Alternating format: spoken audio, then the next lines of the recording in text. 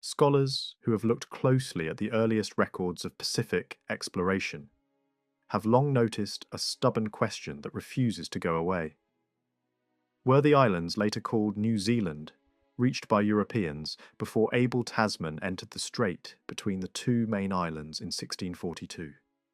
Traditional history has often treated Tasman's voyage as the first confirmed European contact.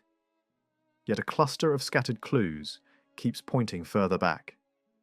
When the late 15th and early 16th centuries are remembered for their burst of oceanic breakthroughs, it can feel almost counterintuitive to imagine that, for more than a century and a half, every ship probing the southern seas somehow missed a pair of large, high islands sitting across the routes of chance, storm, and drift.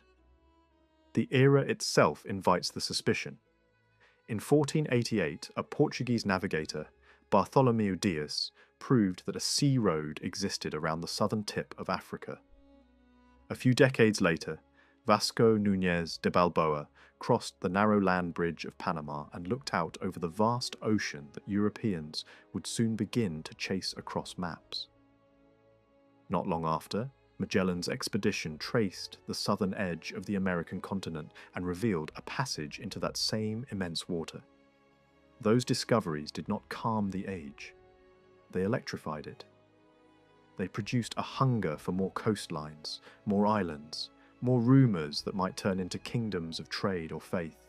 Against that background, the idea that no wandering ship, no storm-driven crew, no bold detour ever brushed the shores of New Zealand between the late 1400s and the early 1600s can seem strangely tidy. One of the earliest threads begins as a rumour. Before Balboa's sighting became widely known, stories reached France about a populated land somewhere in the Southern Ocean. Later, developments encouraged some writers to link this vague report with the people who would come to be associated with New Zealand, along with the memory of the great birds once hunted there. In the mid-17th century, a book appeared in Paris that argued for a Christian mission to a southern land, presenting itself as testimony connected to that distant region. Its author, a French cleric named Jean Paulmier, painted the inhabitants as people long held under spiritual darkness and in need of conversion. The language was the language of the time, shaped as much by religious ambition as by geography, but it kept alive a claim that the South had been reached earlier than commonly admitted. Paulmier's story leaned heavily on an alleged voyage from the early 16th century. According to his account, French merchants financed a ship intended for the East Indies. The vessel sailed from the Norman coast in June 1503 under a commander known as the Sieur de Gonville. Near the Cape of Good Hope, storms disrupted the route, and the ship was pushed into unfamiliar waters. Then came an extended calm, and during that lull, the sailors noticed something that felt like a sign. Large numbers of birds moving repeatedly toward the south and returning from the same direction. The patterns suggested land somewhere below the horizon. Steering after the birds, the ship reached a substantial country not far, as the tale put it, from the direct path to the Indies. Gonneville's party reportedly called it Southern India. The newcomers, it was said, were welcomed rather than attacked and spent around 6 months there, gathering goods to justify the expedition before returning to France. The crew, anxious and distrustful of the ship's condition, refused to push onward toward Asia and pressed instead for home. Over time, some writers proposed that the great country described in this tradition might have been New Zealand. Later, French commentators argued the details fit parts of its coastline and climate, and they pointed to the way early navigators sometimes misread where they were, mislabeled what they saw, or lost their original records altogether. The difficulty is that the earliest documentation of Gonneville's voyage did not survive intact, leaving later retellings to carry the burden. A declaration of discovery was said to have been deposited with authorities in Paris, but the primary evidence, that would settle the matter disappeared, and the tale hardened into a mixture of narrative confidence and historical fog. The tradition also included a human element meant to anchor the story. As the ship departed in July 1504, one local man was persuaded to sail for France. Later, writers gave him the name Essamorich. He never returned home.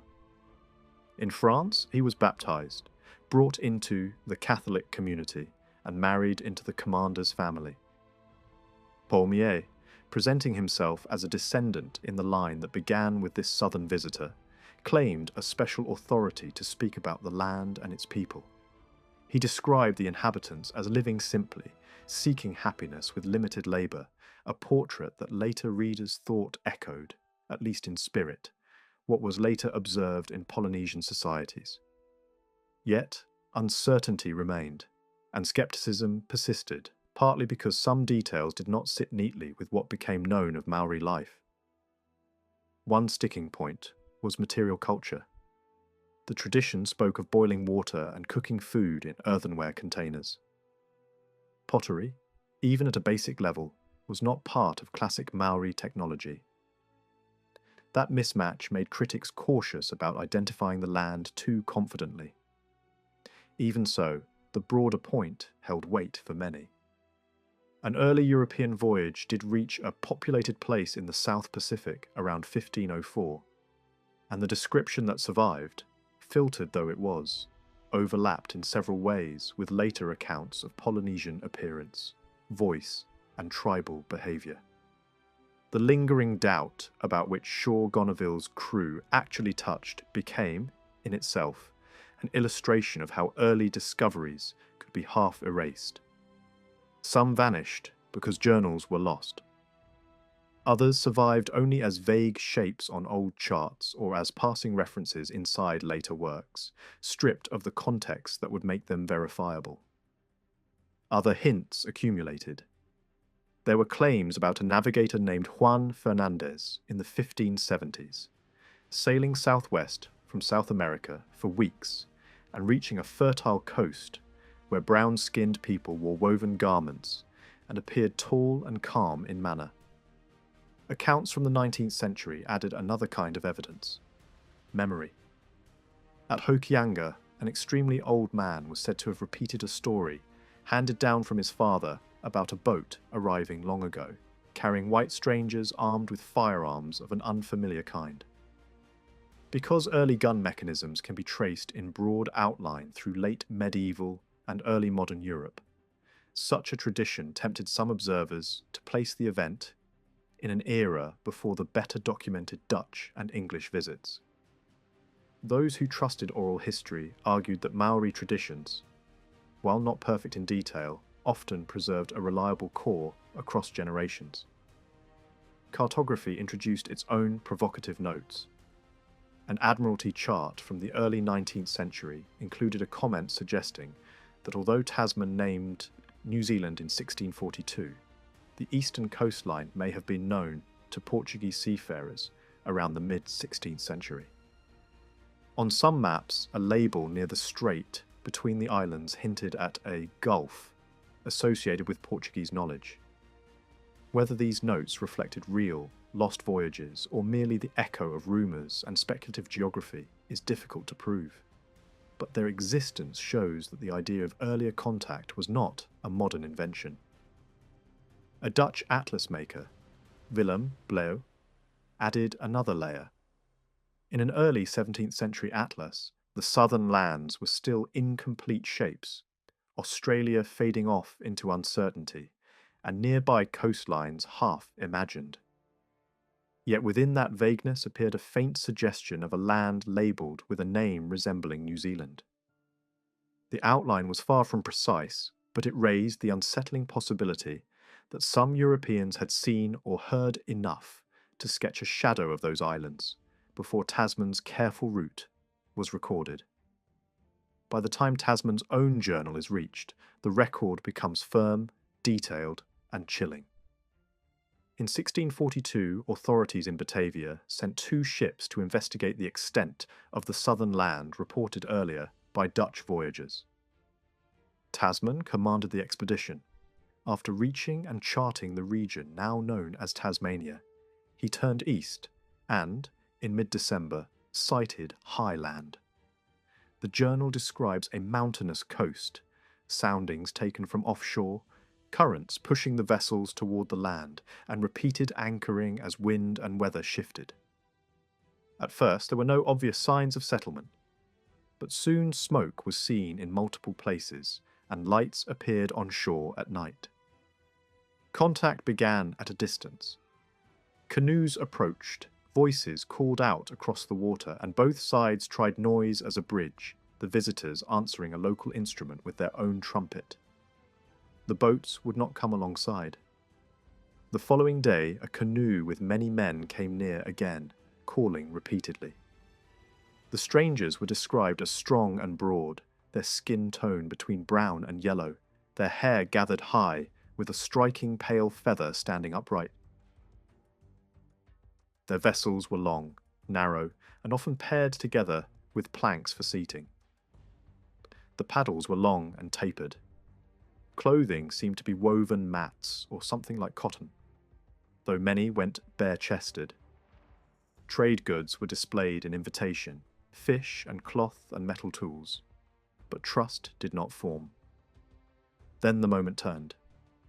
More canoes arrived, moving with speed and purpose. A small boat was sent from one Dutch ship toward the other with instructions. Signals were shouted between the canoes, paddles raised in gestures the visitors could not interpret. When the small boat had moved clear, several canoes surged, ramming it hard enough to rock it and flood it. One crewman was struck at the neck and thrown into the water. Others were clubbed and attacked amid the confusion. Some were killed.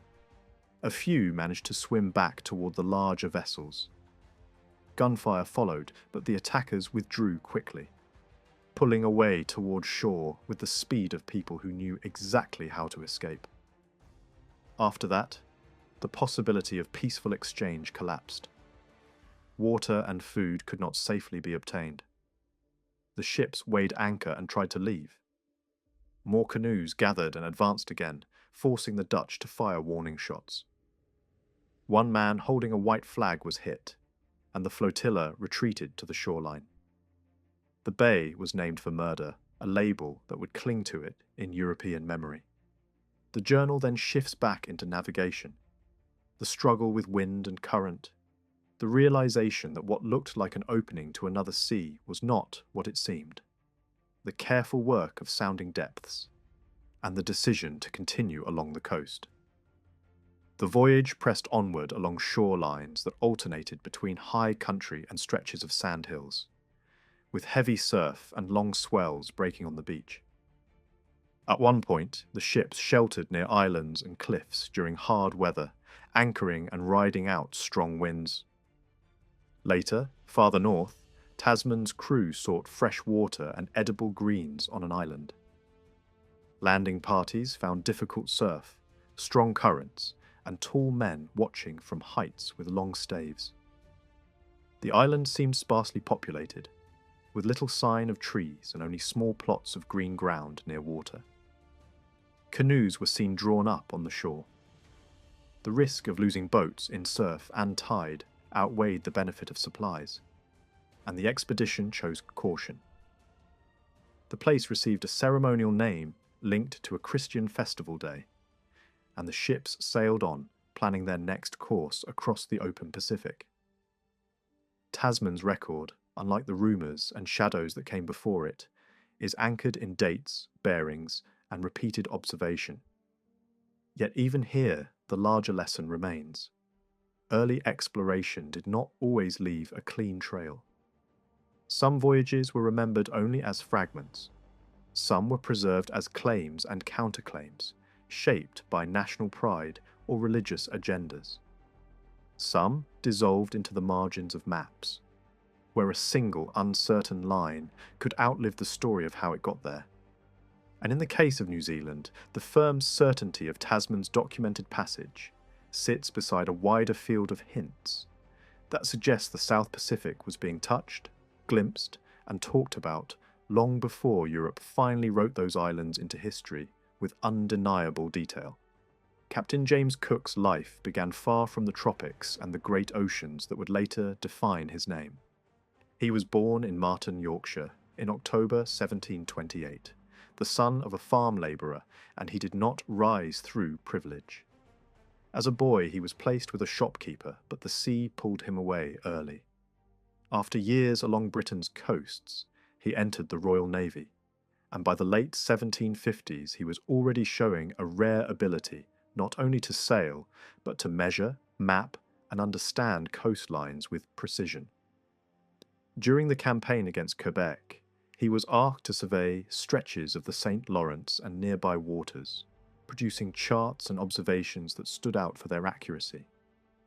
That work brought him to the attention of scientific circles in Britain, and it led to a new kind of mission, one that blended astronomy, navigation, and discovery. In August 1768, he sailed from Plymouth in a small vessel called the Endeavour.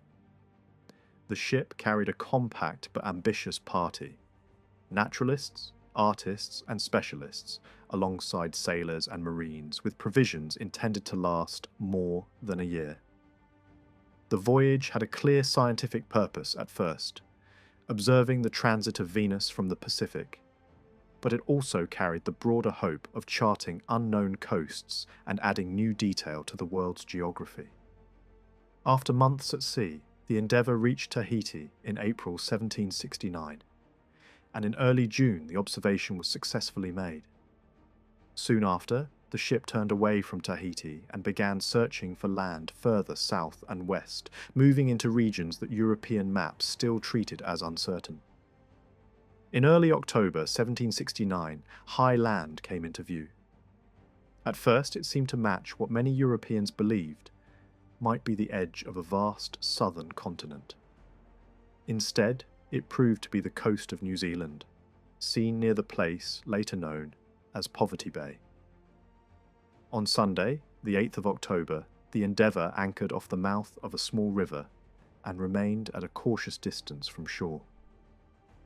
As daylight faded, Cook went in with boats, accompanied by several key men from the expedition, and landed on the eastern side of the river, opposite groups of locals on the far bank.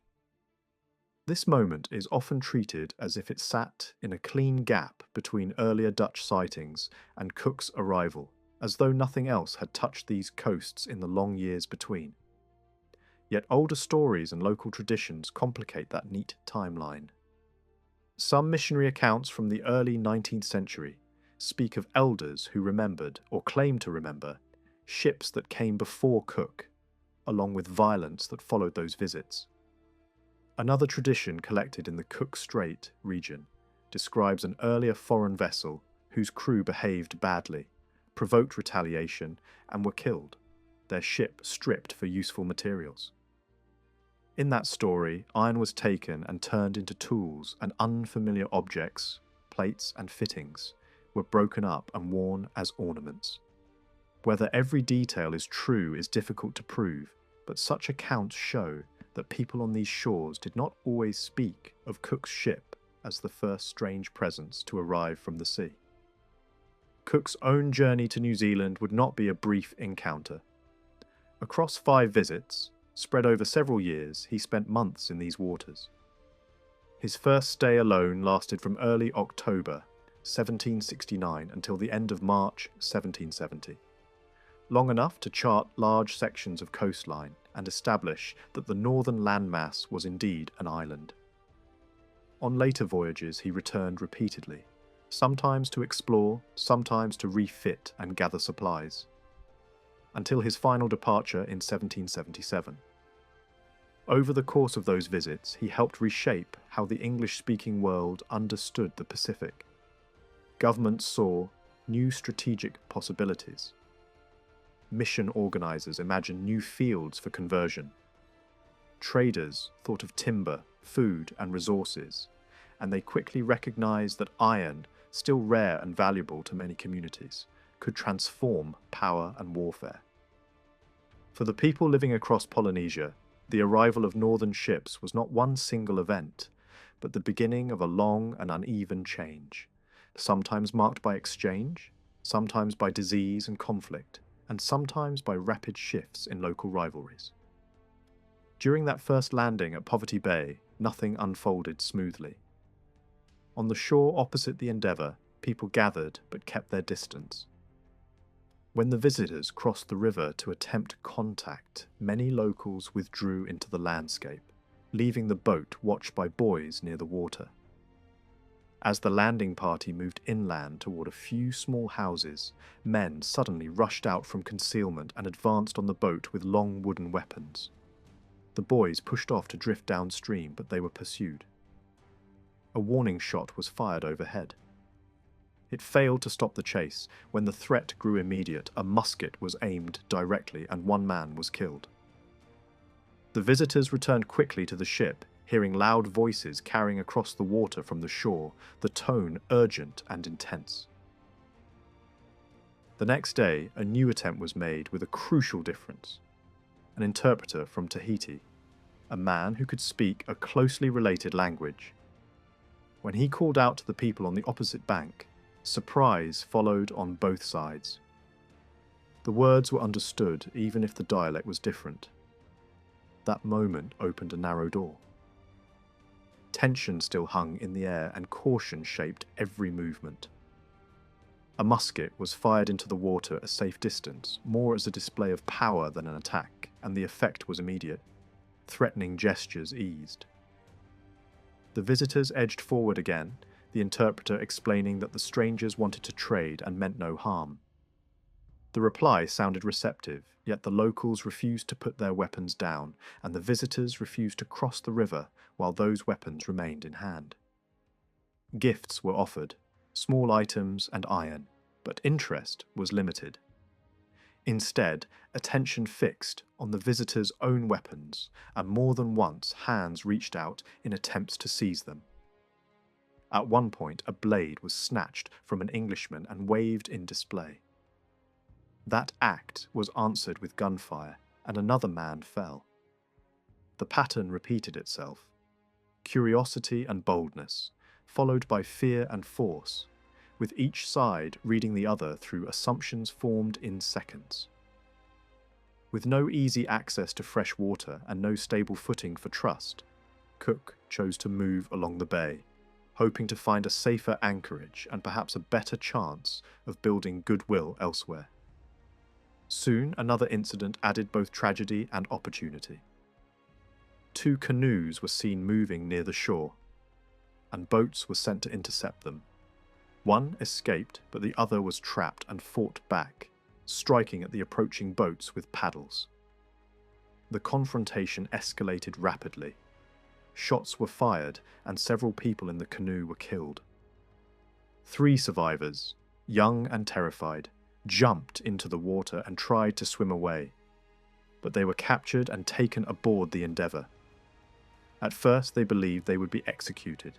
The interpreter worked to calm them, repeating assurances of safety until fear eased enough for them to eat and rest. Even then, anxiety returned in the darkness, as though the quiet of the night revived every worst expectation. By morning, the approach shifted again. The 3 youths were treated carefully, given simple ornaments, and prepared to be returned to shore. As the boat moved toward the earlier landing place, the youths showed visible dread, suggesting that the people there were enemies and that returning to that spot could mean death. Even so, Cook decided to land in the same area, bringing key members of the expedition and relying on the interpreter to keep the situation from breaking apart. Groups of locals advanced, and in the crowd one of the boys recognized a close relative. A conversation began across the river. The relative swam over carrying a green branch, an unmistakable symbol of peaceful intent. Gifts were exchanged, and for a moment it appeared that the earlier violence might be contained, and a safer relationship might begin to form. On the 11th of October, the Endeavour lifted anchor and moved on, searching for a safer place to lie and a calmer stretch of coast to study. The The wide inlet the crew had just left was given a new name, Poverty Bay, and a headland nearby was labelled Young Nick's Head, after a young crewman who first spotted it. That afternoon the wind failed and the ship drifted. Canoes began to slip out from the shoreline, and the mood of the encounter shifted. The visitors handed out gifts, and the people in the canoes, fascinated by unfamiliar objects, became eager traders. Some were so determined to secure strange goods that they even swapped clothing and paddles. Their craft were long, narrow dugouts made from a single tree, with added sections joined above. The paddlers sat on crosspieces, and their blades, often painted red and decorated with patterns, showed careful workmanship. Many carried close fighting clubs made from wood or heavy bone, weapons designed for striking at arm's length, rather than throwing from afar. Even with trade underway, fear still lingered close to the surface. Some canoe crews hesitated to approach until an interpreter made it clear that the strangers were not man-eaters, a suspicion that had been stirred by the violence of the first landing. Only after repeated assurances did a chief come aboard, holding a short, flat-striking club and showing the spiral facial markings that signalled rank. When the exchange ended, the canoes hurried away so suddenly that 3 men were accidentally left behind on the ship overnight. They spent the night tense and uncertain, but they were calmed with steady reassurance, and by morning a canoe returned to collect them. As the ship worked down the coast, more names were fixed onto the map. A table-shaped point became Cape Table, and an offshore island was renamed Portland Island because its outline reminded the crew of a familiar place back home. Parts of that island and sections of the nearby mainland showed signs of cultivation, small clearings and planted ground that contrasted with other stretches of coast that looked empty from the sea. On the 12th, another canoe approached, its prow and body decorated in a manner the visitors found unusual. The crew on board sang, danced, and shifted between gestures that looked peaceful and motions that felt like threats. No amount of persuasion could bring them alongside, and the ship continued on. A day later, the Endeavour nosed toward an inlet, but found it too open and exposed, then stood out again. A canoe full of men gave chase, yet the ship simply slipped away from it. The following morning, as the coast opened up, the inland landscape came into view. Mountains rising behind the shore with snow visible in the high interior, while the land nearer the sea lay flatter, sometimes uncultivated, sometimes broken by groves of tall trees. More canoes appeared, and at one point several of them began to pursue the ship in a way that suggested an attack was being considered. The response was blunt. A small cannon was fired with shot meant to frighten rather than hit. The sound, the splash, and the unfamiliar violence of it changed the calculation immediately, and the canoes scattered. Still, one canoe returned cautiously to the stern, drawn back by the interpreter's shouting and the promise of gifts. Trade might have resumed, but other canoes swept in again, shouting and brandishing weapons, and the brief opening closed. Later that day, the fishing canoes returned, and barter began once more. Then the tension snapped. In the middle of exchange, a man grabbed the interpreter's young assistant, dragged him into a canoe, and sprinted away across the water. Muskets cracked in quick response, and a man in the fleeing canoe was hit. The captors loosened their hold. The boy forced himself up from the bottom of the canoe, and in the confusion he threw himself into the sea. Weighted down by clothing, he struggled badly but managed to reach the ship, exhausted and shaken but unharmed. The headland near the incident was given a name that reflected what had happened, and the ship continued along a broad sweep of coast that was later called Hawke Bay. As the voyage continued, more landmarks were labelled. A low island was called Bear Island, and a turning point in the coastline was named Cape Turn Again, because the ship altered course there. The decision was not only about wind and weather. Orders from far away required the expedition to follow the coast until a certain latitude, and then, if the land continued, to turn back north. The Endeavour did exactly that, retracing much of its track. Days later, near a peninsula by Portland Island, another canoe approached with chiefs aboard, men of rank who were willing to stay on the ship overnight. Around the same time, a headland was named Gable End Foreland, and the expedition passed on into another bay, where two chiefs invited visitors ashore.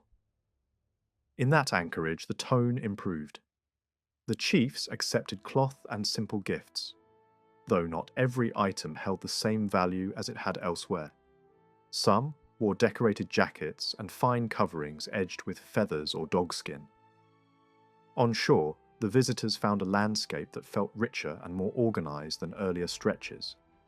Plantations laid out in regular blocks, fish drying stages, fenced houses, and a steady rhythm of daily work. Dogs were seen, small and sharp-eared, and sweet potatoes were found growing. Seafood was plentiful: crabs, crayfish, and fish taken from the bay, while fern root, roasted and chewed, served as a kind of bread. The women often coloured their faces red, while many men rubbed red pigment across their bodies and clothing. Compared with other island societies, the settlement did not look especially clean at first glance. Yet there were clear habits of order. Latrines set apart, pits dug for waste, and practical ways of keeping living spaces from becoming foul. Hospitality on this coast could be direct and unembarrassed. Visitors were welcomed into houses, guided along paths, and carried across streams to keep them dry. Tattooing patterns varied from person to person, and some men were marked with elaborate designs across chest and face.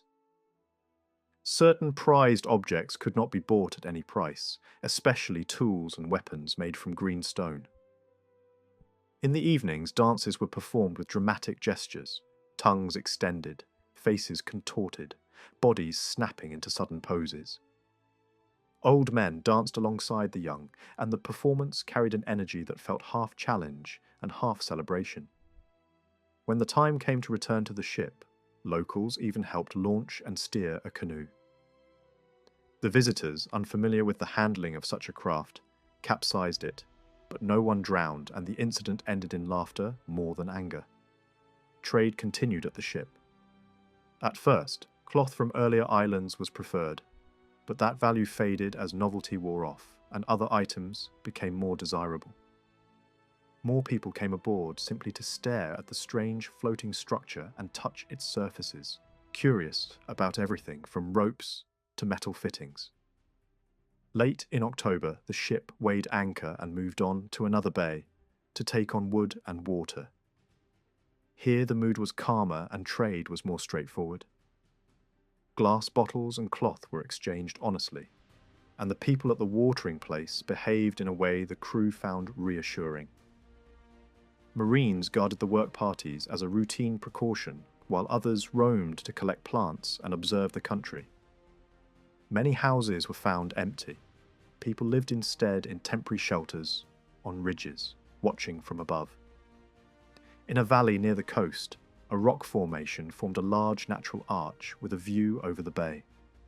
A local cabbage tree was discovered. Its cooked heart edible and surprisingly good. A flax-like plant yielded strong glossy fibres, suitable for clothing and rope, hinting at why woven goods were so common. The expedition also witnessed the martial side of the culture. A veteran demonstrated fighting drills with long lances sharpened at both ends, and heavy striking clubs designed to crush at close range. The training was not showmanship alone.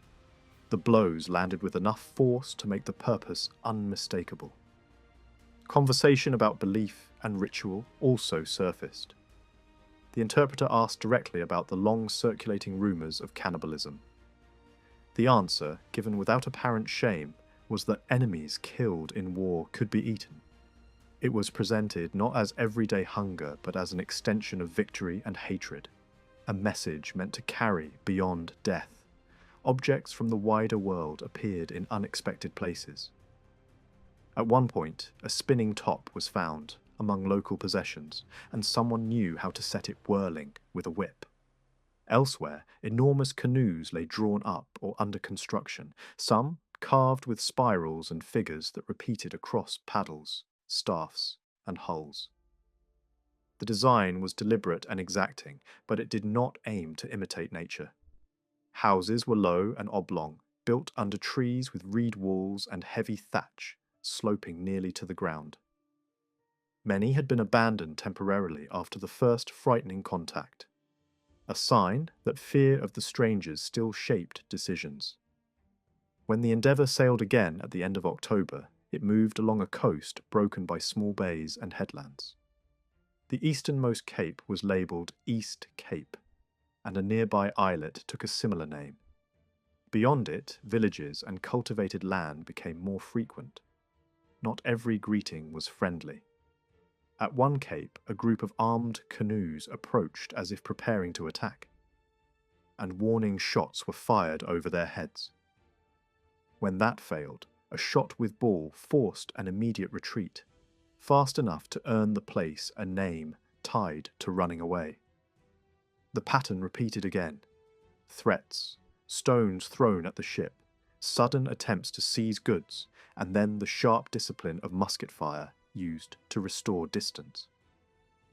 Yet even in those tense moments, trade could flicker back to life when cloth or metal caught the eye, and seafood, crayfish, mussels, eels, could be bought in quantity. Night did not always bring peace. Reported salutes sometimes took the form of stones thrown onto the deck in darkness, followed by paddles fading into the black. The next morning the same people might return as if nothing had happened, talking calmly for an hour, then suddenly hurling another volley. Villages along parts of the coast grew larger and more defensive, set on high ground, ringed by ditches and banks topped with rails. Some places looked like fortresses built for constant danger, and an older man later explained why. Raiders from the north, he said, often descended to steal supplies and seize women and children. Settlements were placed on rocks and narrow heights not for comfort but for survival. In one sheltered bay, the ship's hull was scrubbed and cleaned while locals supplied wood, water, and fish. Naturalists ranged over the shore, collecting plants they had never seen before. At night, they observed how families slept. Men closest to the sea, women and children behind. Weapons stacked within reach, the whole group arranged like a living guard formation. In the morning, canoes arrived loaded with mackerel in astonishing quantities, enough to become a major portion of the ship's provisions once salted. On a clear day, an astronomical observation was carried out on land, while trade continued alongside the ship. Then, a theft triggered another fatal response. Cloth snatched and refused back. A musket fired at point-blank range, the thief dead on the spot. Panic spread through the canoes, and commerce stopped until local voices on shore condemned the act that had provoked the punishment. Exploration pushed into rivers and inlets. One broad river widened inland and split around small islands. The shores offered shellfish beds, ducks, and other birds, and one small settlement received the visitors with striking hospitality. The remains of a ruined fortified site stood nearby, hinting at recent conflict. During an evening meal, a mourning ritual unfolded. A woman wept continuously, chanting phrases that outsiders could not understand, then cut her skin with a shell, leaving blood on her chest and face while most onlookers remained calm and unmoved. The scene was disturbing to the visitors, but for the community it appeared to be a familiar language of grief. As the ship moved through different bays, the same cycle repeated in new forms. Cautious approach, trade, sudden insults, punishment, and then gradual negotiation back toward calm. Some newcomers arrived from other districts and traded honestly without tricks. Other groups tested boundaries, seizing items or attempting to tow away anchor buoys. When tensions rose on shore, armed crowds gathered and lines were drawn in the sand to hold people back.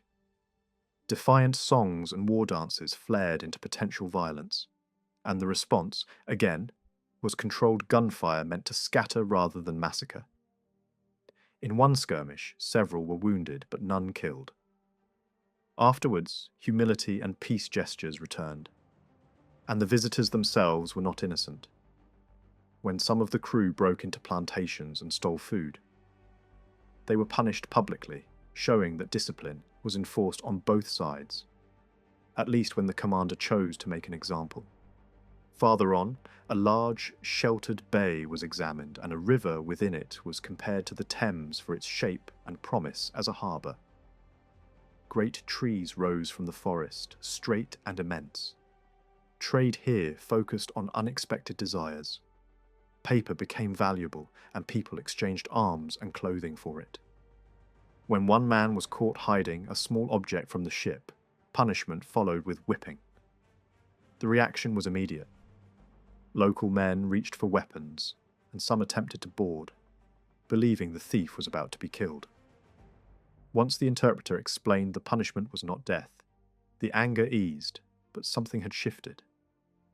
The confidence that had been building thinned out, and afterwards many seemed reluctant to return. Along the northern coast, the Endeavour passed low, wooded stretches with night fires, visible inland. Then island groups with cultivated land and fortified towns. Chiefs came aboard, trading resumed, and then the old habits returned. Attempts to pilfer, musket shots fired over heads, and occasional wounds used as harsh reminders. In some places, canoes approached not to bargain, but to throw fish onto the deck without asking anything in return.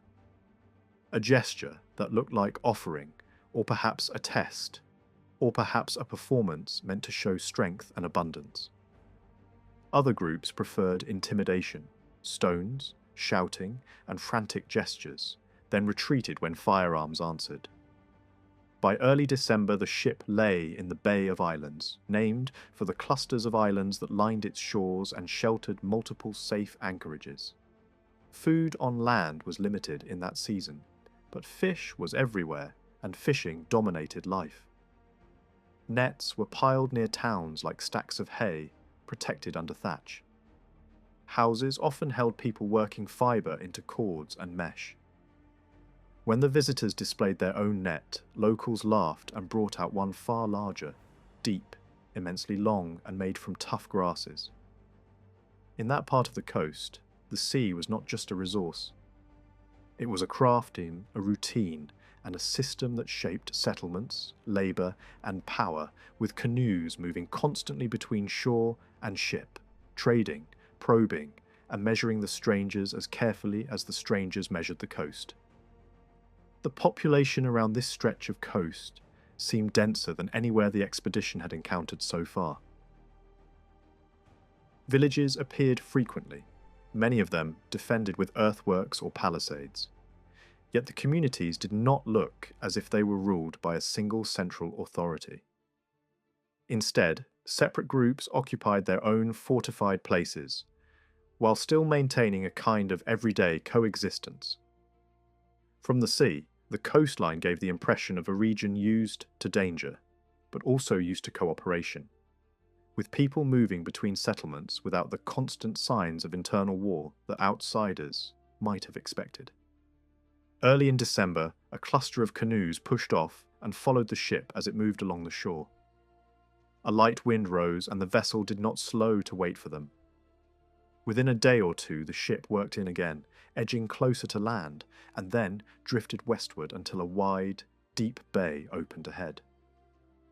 The commander named it Doubtless Bay, but conditions did not allow a safe entry at once. The ship held off, then fell into a calm, and the stillness invited contact. Canoes arrived from the shore and trading began in the familiar pattern of cautious approach, quick appraisal of goods, and exchanges carried out while both sides watched for tricks. Conversation, carried through the interpreter, produced new geographical claims. Local visitors described a point farther on where the land's direction changed, turning away from its previous line and bending south. They also spoke of a distant country across the northern sea, a place reached by a very large canoe. The story was half travel report, half legend. Only some of the voyagers had returned, and they told of a month-long passage ending at a land where pigs were eaten, described with a word that sounded like a borrowed name. Along this same coast, the crew noticed cultivated patches from offshore, plantings of useful trees and the growing of sweet potatoes, signs that the land, even when it looked wild from the deck, was being worked and managed. A day later, the shoreline seemed low and bleak, more sand and scrub than forest, yet it was not empty. The ship moved toward a peninsula and gave it a blunt, descriptive name, then noted a neighbouring bay with pale beaches. A solitary mountain near the coast was christened for its shape, an outline that reminded the crew of an animal's back. Canoes did attempt to reach the ship again, but wind and distance kept them short. Weather shifted, the vessel tacked repeatedly, and by mid-month rain and rough air arrived hard enough to tear sails. For days the ship fought heavy squalls, shortening canvas, waiting out gusts, then pushing forward again when the sea allowed. As the expedition pressed on, the northern edge of the land came into view. A cape, marking the country's topmost reach, was identified and named, and soon after a small island group appeared on the horizon. While the ship held a cautious distance, a small boat went out, and returned with birds large enough to resemble geese, their meat welcomed after weeks of salted rations. Then the weather turned again. Strong winds from the east pinned the ship down for long stretches, forcing it to crawl across short distances that should have taken hours rather than weeks. The coastline remained present but unreachable, a threat in poor visibility. The longer the storms dragged on, the more the voyage became a contest between wind direction and the risk of being driven onto unseen breakers. When calmer air returned, the ship resumed following the shore. The land in places looked harsh, sand, low vegetation, little shelter, an inhospitable face to anyone arriving by sea. At times, the crew saw strange ocean life, including a heavy-bodied fish with large fins and almost no tail, a creature that looked unnatural in the water's surface roll. Landmarks continued to be fixed with new names. A prominent point, a nearby islet, another high headland. A bay that promised anchorage drew attention, and beyond it, a snow-topped mountain rose sharply, shaped like a solitary peak and visible from far out. That mountain, and the great cape it dominated, became major reference points for the charts. By mid-January, the ship turned toward a passage between seas, drawn by the shape of the coast and the promise of shelter. The vessel was fouled and needed careening, and wood and fresh water were necessities. Approaching a bay, the ship nearly drifted too close to land in a near calm, and only boat work kept it clear.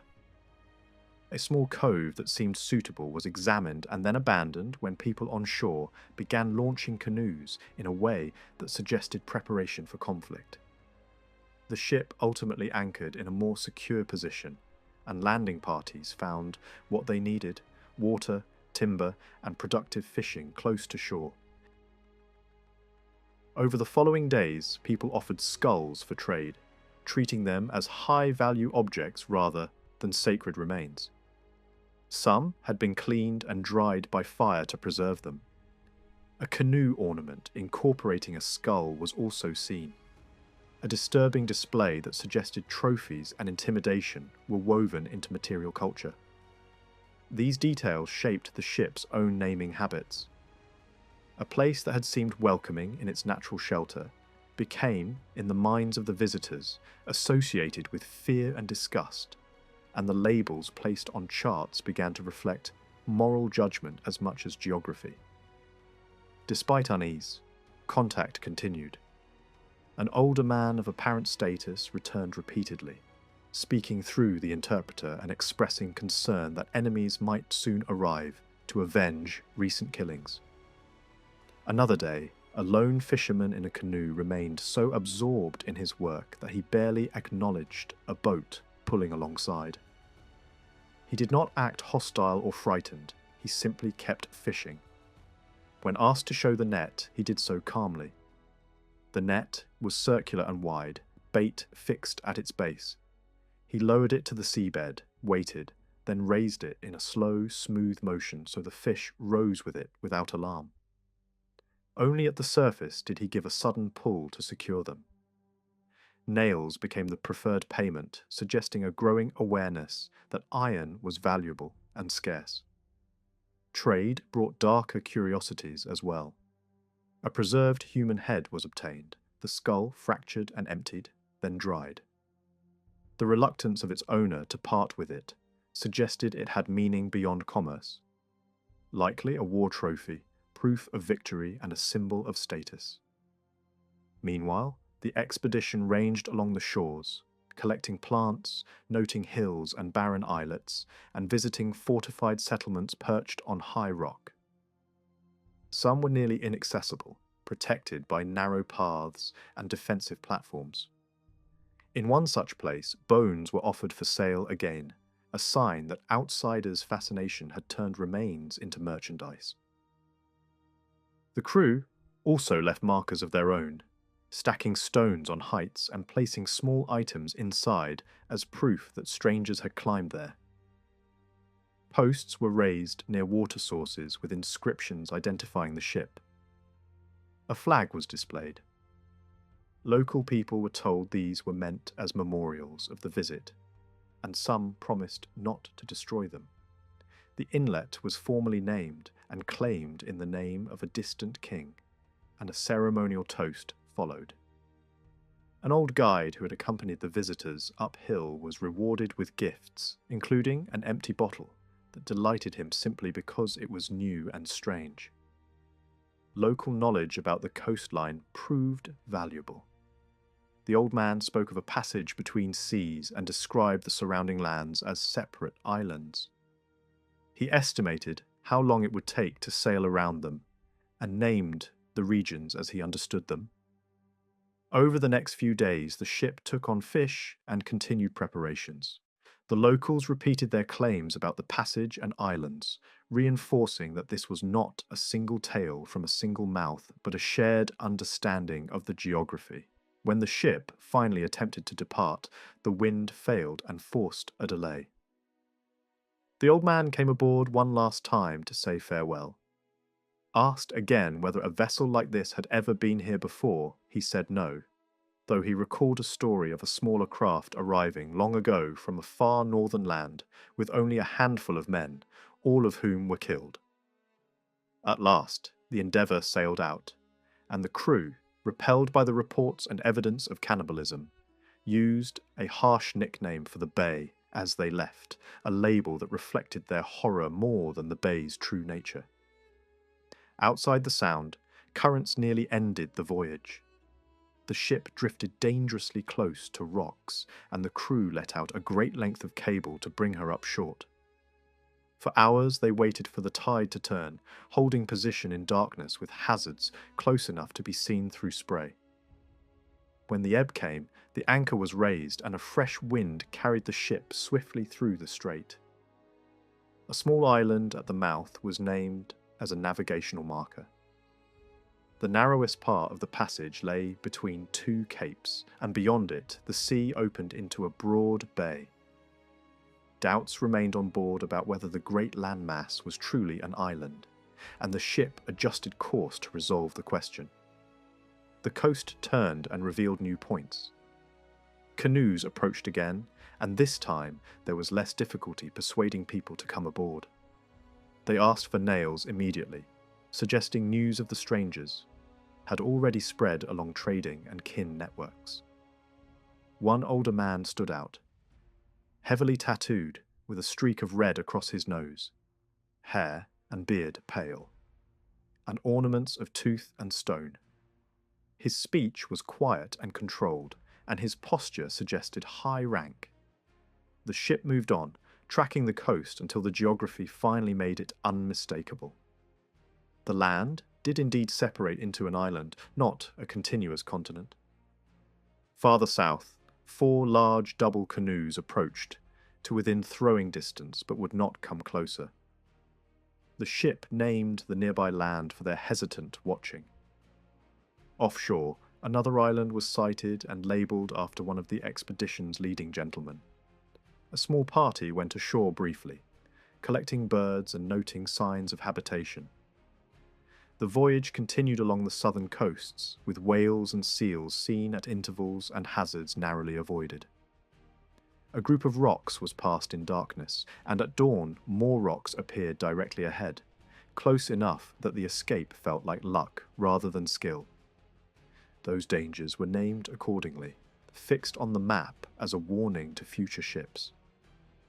A landform that looked like an island appeared off the southern coast, separated from the mainland by a narrow stretch of sea.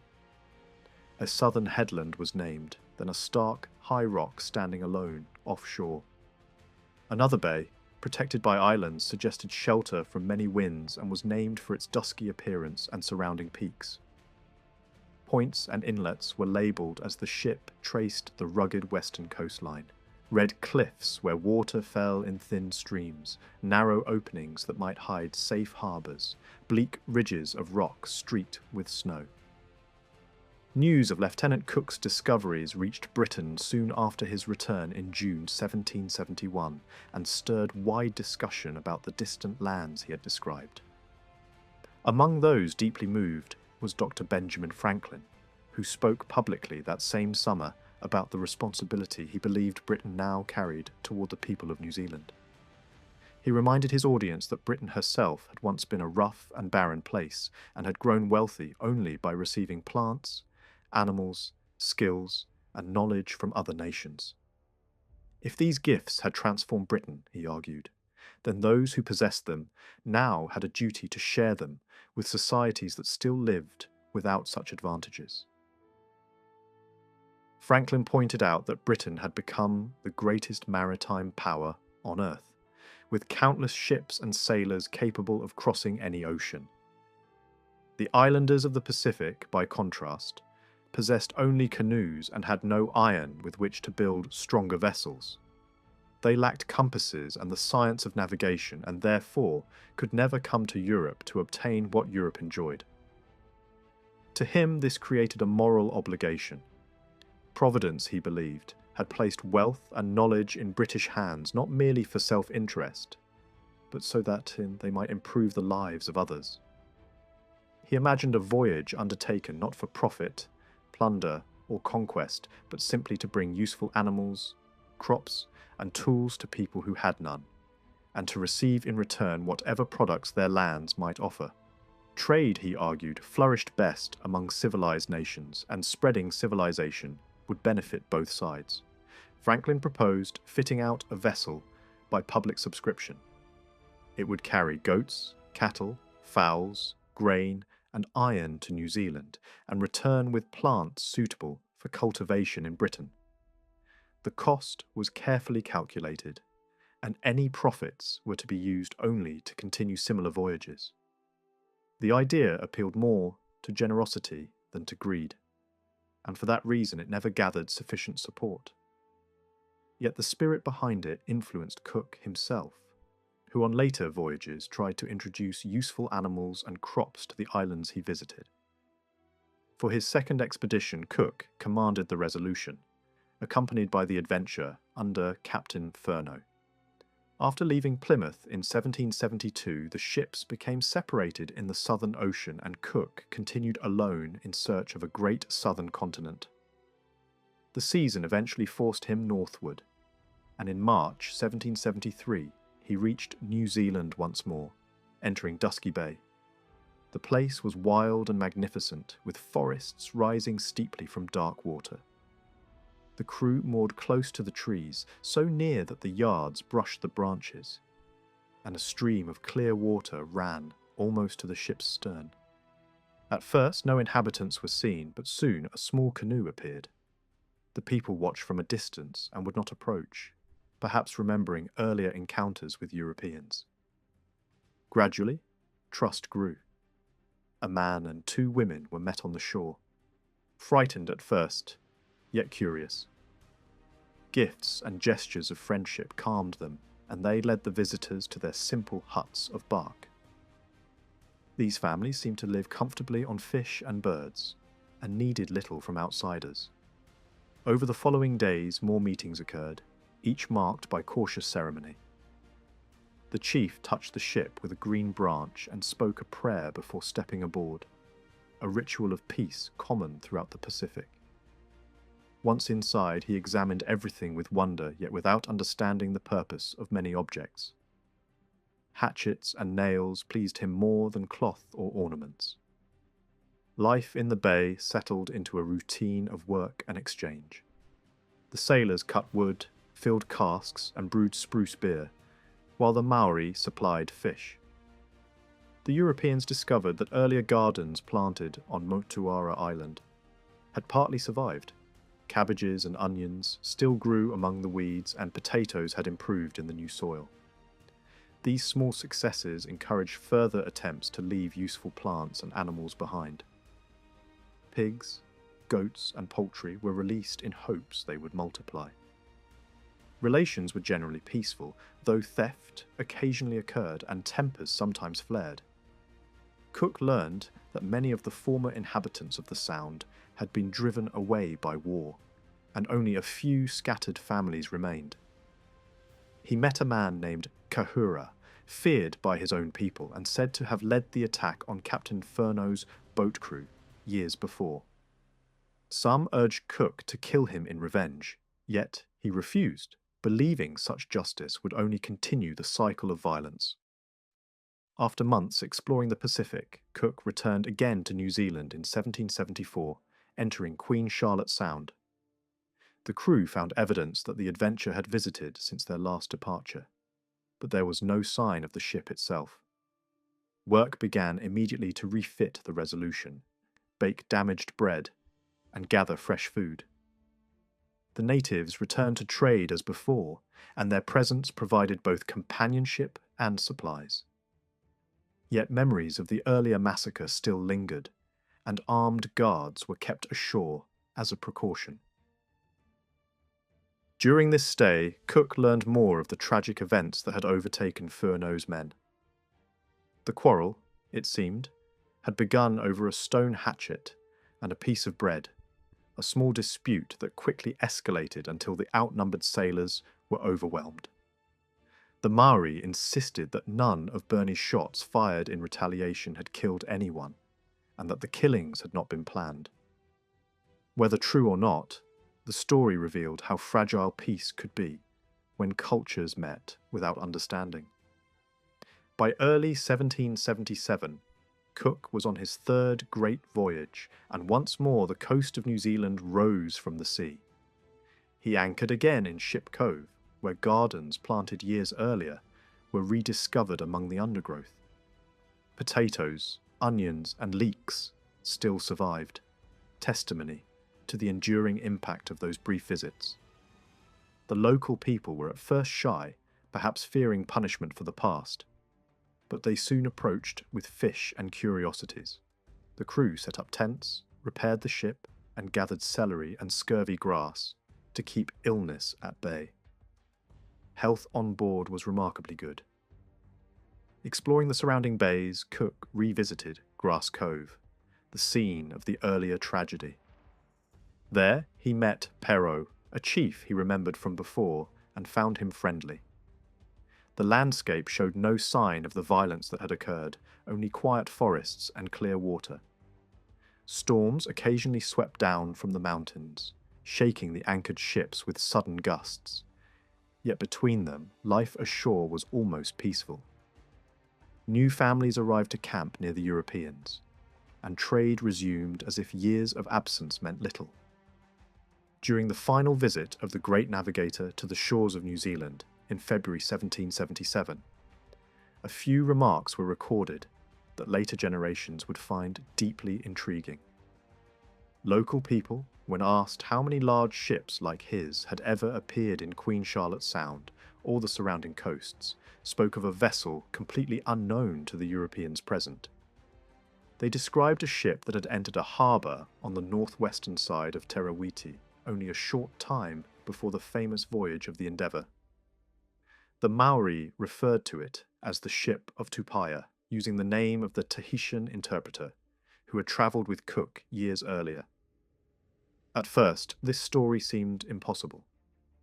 The captain wondered whether the informants had confused dates or places, perhaps mixing the memory with the French expeditions that were known to have touched the North Island around the same period. Yet the speakers insisted with confidence that their account was accurate and familiar to everyone in the region. They even added a remarkable detail. The commander of that mysterious ship had lived for a time with a local woman and had left behind a son who was still alive. Such a tale hinted at early contacts that history had failed to record. Before leaving the subject of Cook, whose careful observations shaped European knowledge of the Pacific, it is worth noting that the exact location of his first landing in Poverty Bay was later traced with impressive precision. Missionary scholars studying the coast identified the spot now called Boat Harbour, just southeast of the Turanganui River mouth. From there, the explorers had walked across a narrow strip of sand toward the place where the first inhabitants were seen.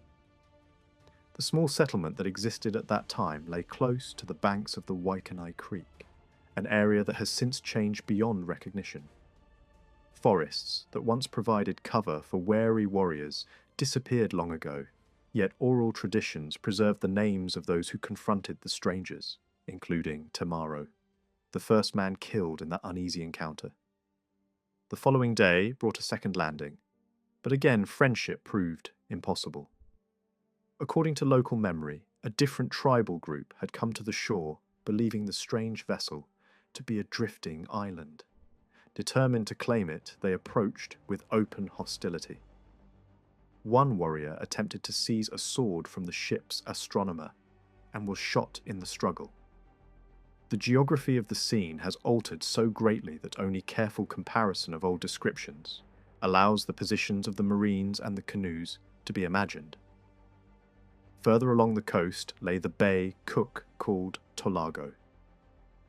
Near its entrance, a small hollow in the rock is still known as Tupaia's Well, a name revealing how the Tahitian companion was mistaken for the leader of the expedition. The natives, hearing unfamiliar questions, often misunderstood them, and many European place names grew out of such confusions. After leaving these shores for the last time, the navigator continued his wide journey through the Friendly Islands and Tahiti, eventually sailing north to the edge of the Arctic seas before turning back to the Sandwich Islands, where conflict and misunderstanding would end his life at the age of 51. While the English were mapping the coasts, French ships also sought knowledge and opportunity in the South Pacific. In December 1769, only days after Cook had passed Doubtless Bay without entering, the Saint-Jean-Baptiste under de Surville anchored in Mangonui harbour. Rumours in India of a rich land far to the east had driven him across the ocean. The local people, almost certainly seeing a European vessel for the first time at close range, greeted the visitors with ceremony.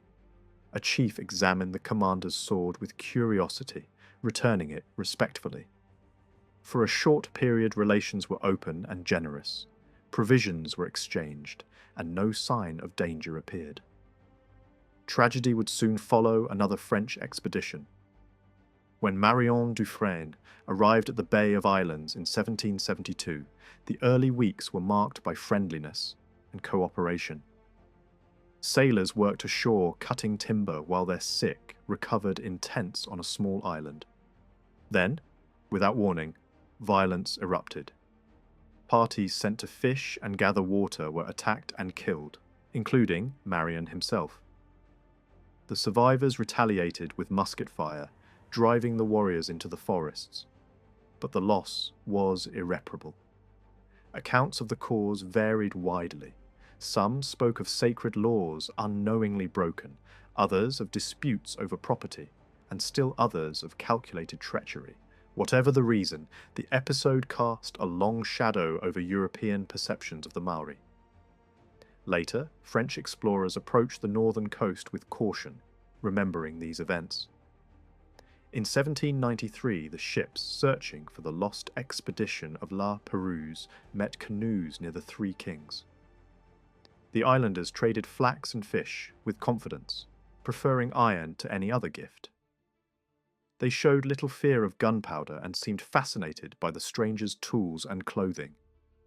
Yet the commanders chose not to anchor, fearing a repetition of earlier disasters.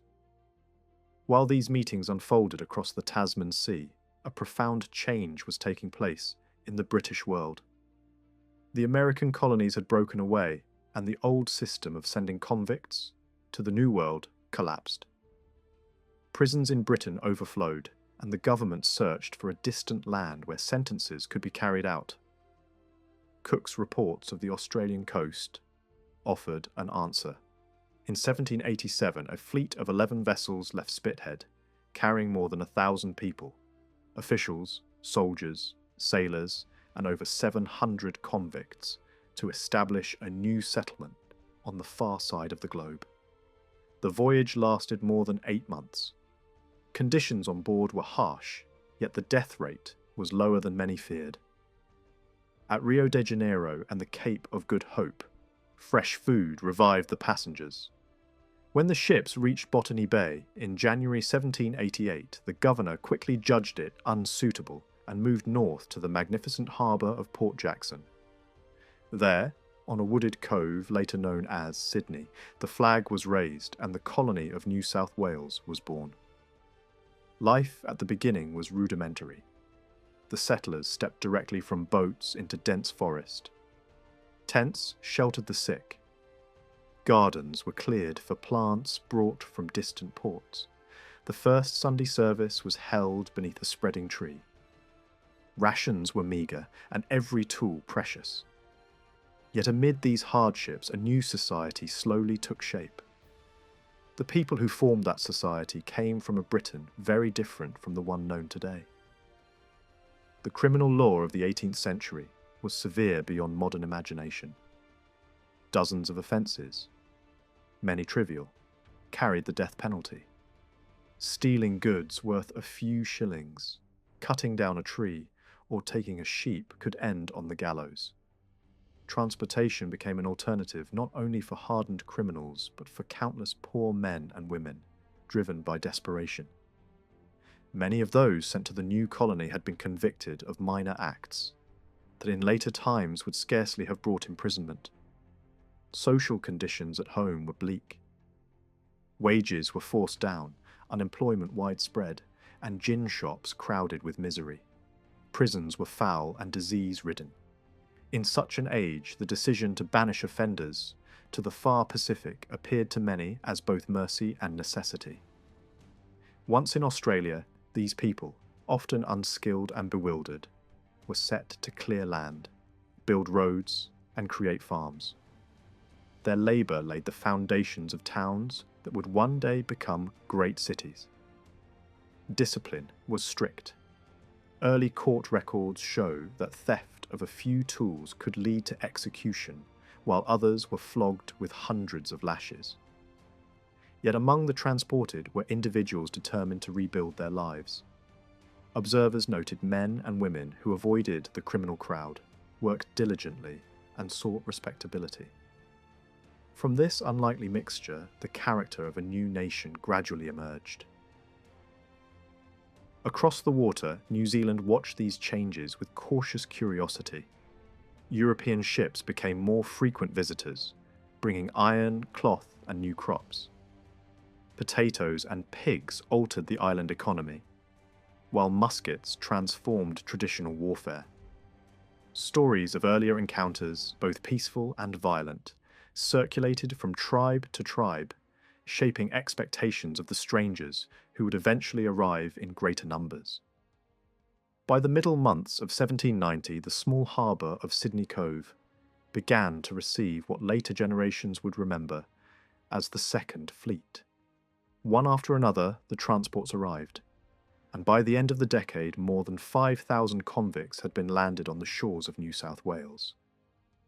A little over a fifth of these newcomers were women, and with them came children, soldiers, and officials who would slowly reshape the fragile settlement into something resembling a community. Among the prisoners were not only common offenders, but also men and women swept up in the political storms of Britain and Ireland. The Scottish reformers, later called the Martyrs, and the Irish defenders, belonged to this different world of punishment. Their offence was less a crime than a failed rebellion, and many observers felt that defeat alone had turned them into traitors. To be a revolutionary was not the same as being a thief, yet in the early colony the distinction was rarely acknowledged. All were chained together in the public imagination, and few remembered that some among them carried principles rather than guilt. The first governor of the colony, Captain Arthur Phillip, left office in December 1792. He had governed in harsh surroundings with a patience that many later admired. Believing that stability depended upon family life, he encouraged convicts to marry and rewarded those who accepted responsibility with small plots of land. His concern for the indigenous people was equally genuine. He tried to protect them from violence and even dreamed of educating and clothing them, though these hopes met little success. Those who knew him described a man both gentle and resolute, capable of courtesy without weakness and firmness without cruelty. His origins were modest, the son of a German language teacher settled in London, yet his name would become inseparable from the beginnings of Australia. During Phillip's administration, a military force known as the New South Wales Corps rose to power. Brought out in several transport ships, the regiment gradually replaced the original Marines. Its officers quickly discovered that life at the far end of the world offered opportunities as well as duties. They became traders, judges, and political figures, and in time their influence overshadowed that of the civil authorities. Control of the rum trade fell largely into their hands, and with it the control of much of the colony's economic life. Governors who attempted to restrain them found themselves resisted or even overthrown, as would later happen to Governor Bligh. Phillip's departure was followed by a period of uncertain leadership. Acting governors drawn from the Corps held power until Captain Hunter arrived in 1795. One of Hunter's first acts was to establish a small printing office, a modest beginning for the colony's future press. Exploration and enterprise expanded, yet moral conditions deteriorated. Rum became not merely a drink, but a form of currency. Land, houses, and even labour were exchanged for it, and many fortunes were built upon its distribution. Contemporary accounts describe how a single cask of spirits could purchase vast tracts of property, and how disorder spread through every level of society. The treatment of female convicts revealed the darker side of this world. When ships carrying women entered the harbour, officers were said to board them first and select companions for themselves. Those not chosen were left to survive as they could, often employed in the sale of goods brought by visiting vessels. Formal marriage, once encouraged, fell into neglect, and loose habits became common. Observers later recorded these practices with a mixture of shame and disbelief, noting how easily power corrupted in a place so distant from restraint. Across the Tasman Sea, another experiment was unfolding on Norfolk Island. Discovered years earlier, the island had been settled in hopes that its wild flax might supply the empire with canvas and rope. The first party landed in 1788 under Lieutenant King, a capable but unconventional officer. He was instructed to cultivate crops, study the climate, and above all to master the secrets of the flax plant. The little colony struggled against dense forests, violent surf, and isolation, yet within a year fields were cleared and gardens planted. Hurricanes ruined many early efforts, and ignorance of the proper method of preparing flax defeated the main purpose of the settlement. Relations with New Zealand soon entered the story. Believing that only Maori women understood the art of dressing flax, King sought to bring native teachers to the island. After several failed attempts, 2 men, known as Tuki and Uru, were taken from their homeland and carried to Norfolk. At first they were sullen and fearful, suspecting that they would be forced into labour. Gradually, kindness softened their mood, and they shared what knowledge they possessed. They described their country, drew maps upon the floor, and spoke of tribal wars, sacred customs, and the journey of the soul after death. Though neither was an expert in flax work, their guidance allowed the colonists to weave a little coarse canvas, and to imagine greater possibilities. King felt a deep responsibility toward his unwilling guests, and resolved to return them home.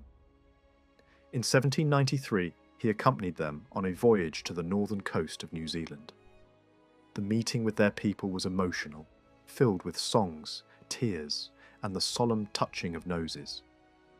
The local chief promised to escort the men safely to their villages, and gifts of tools, seed, and pigs were exchanged as tokens of friendship.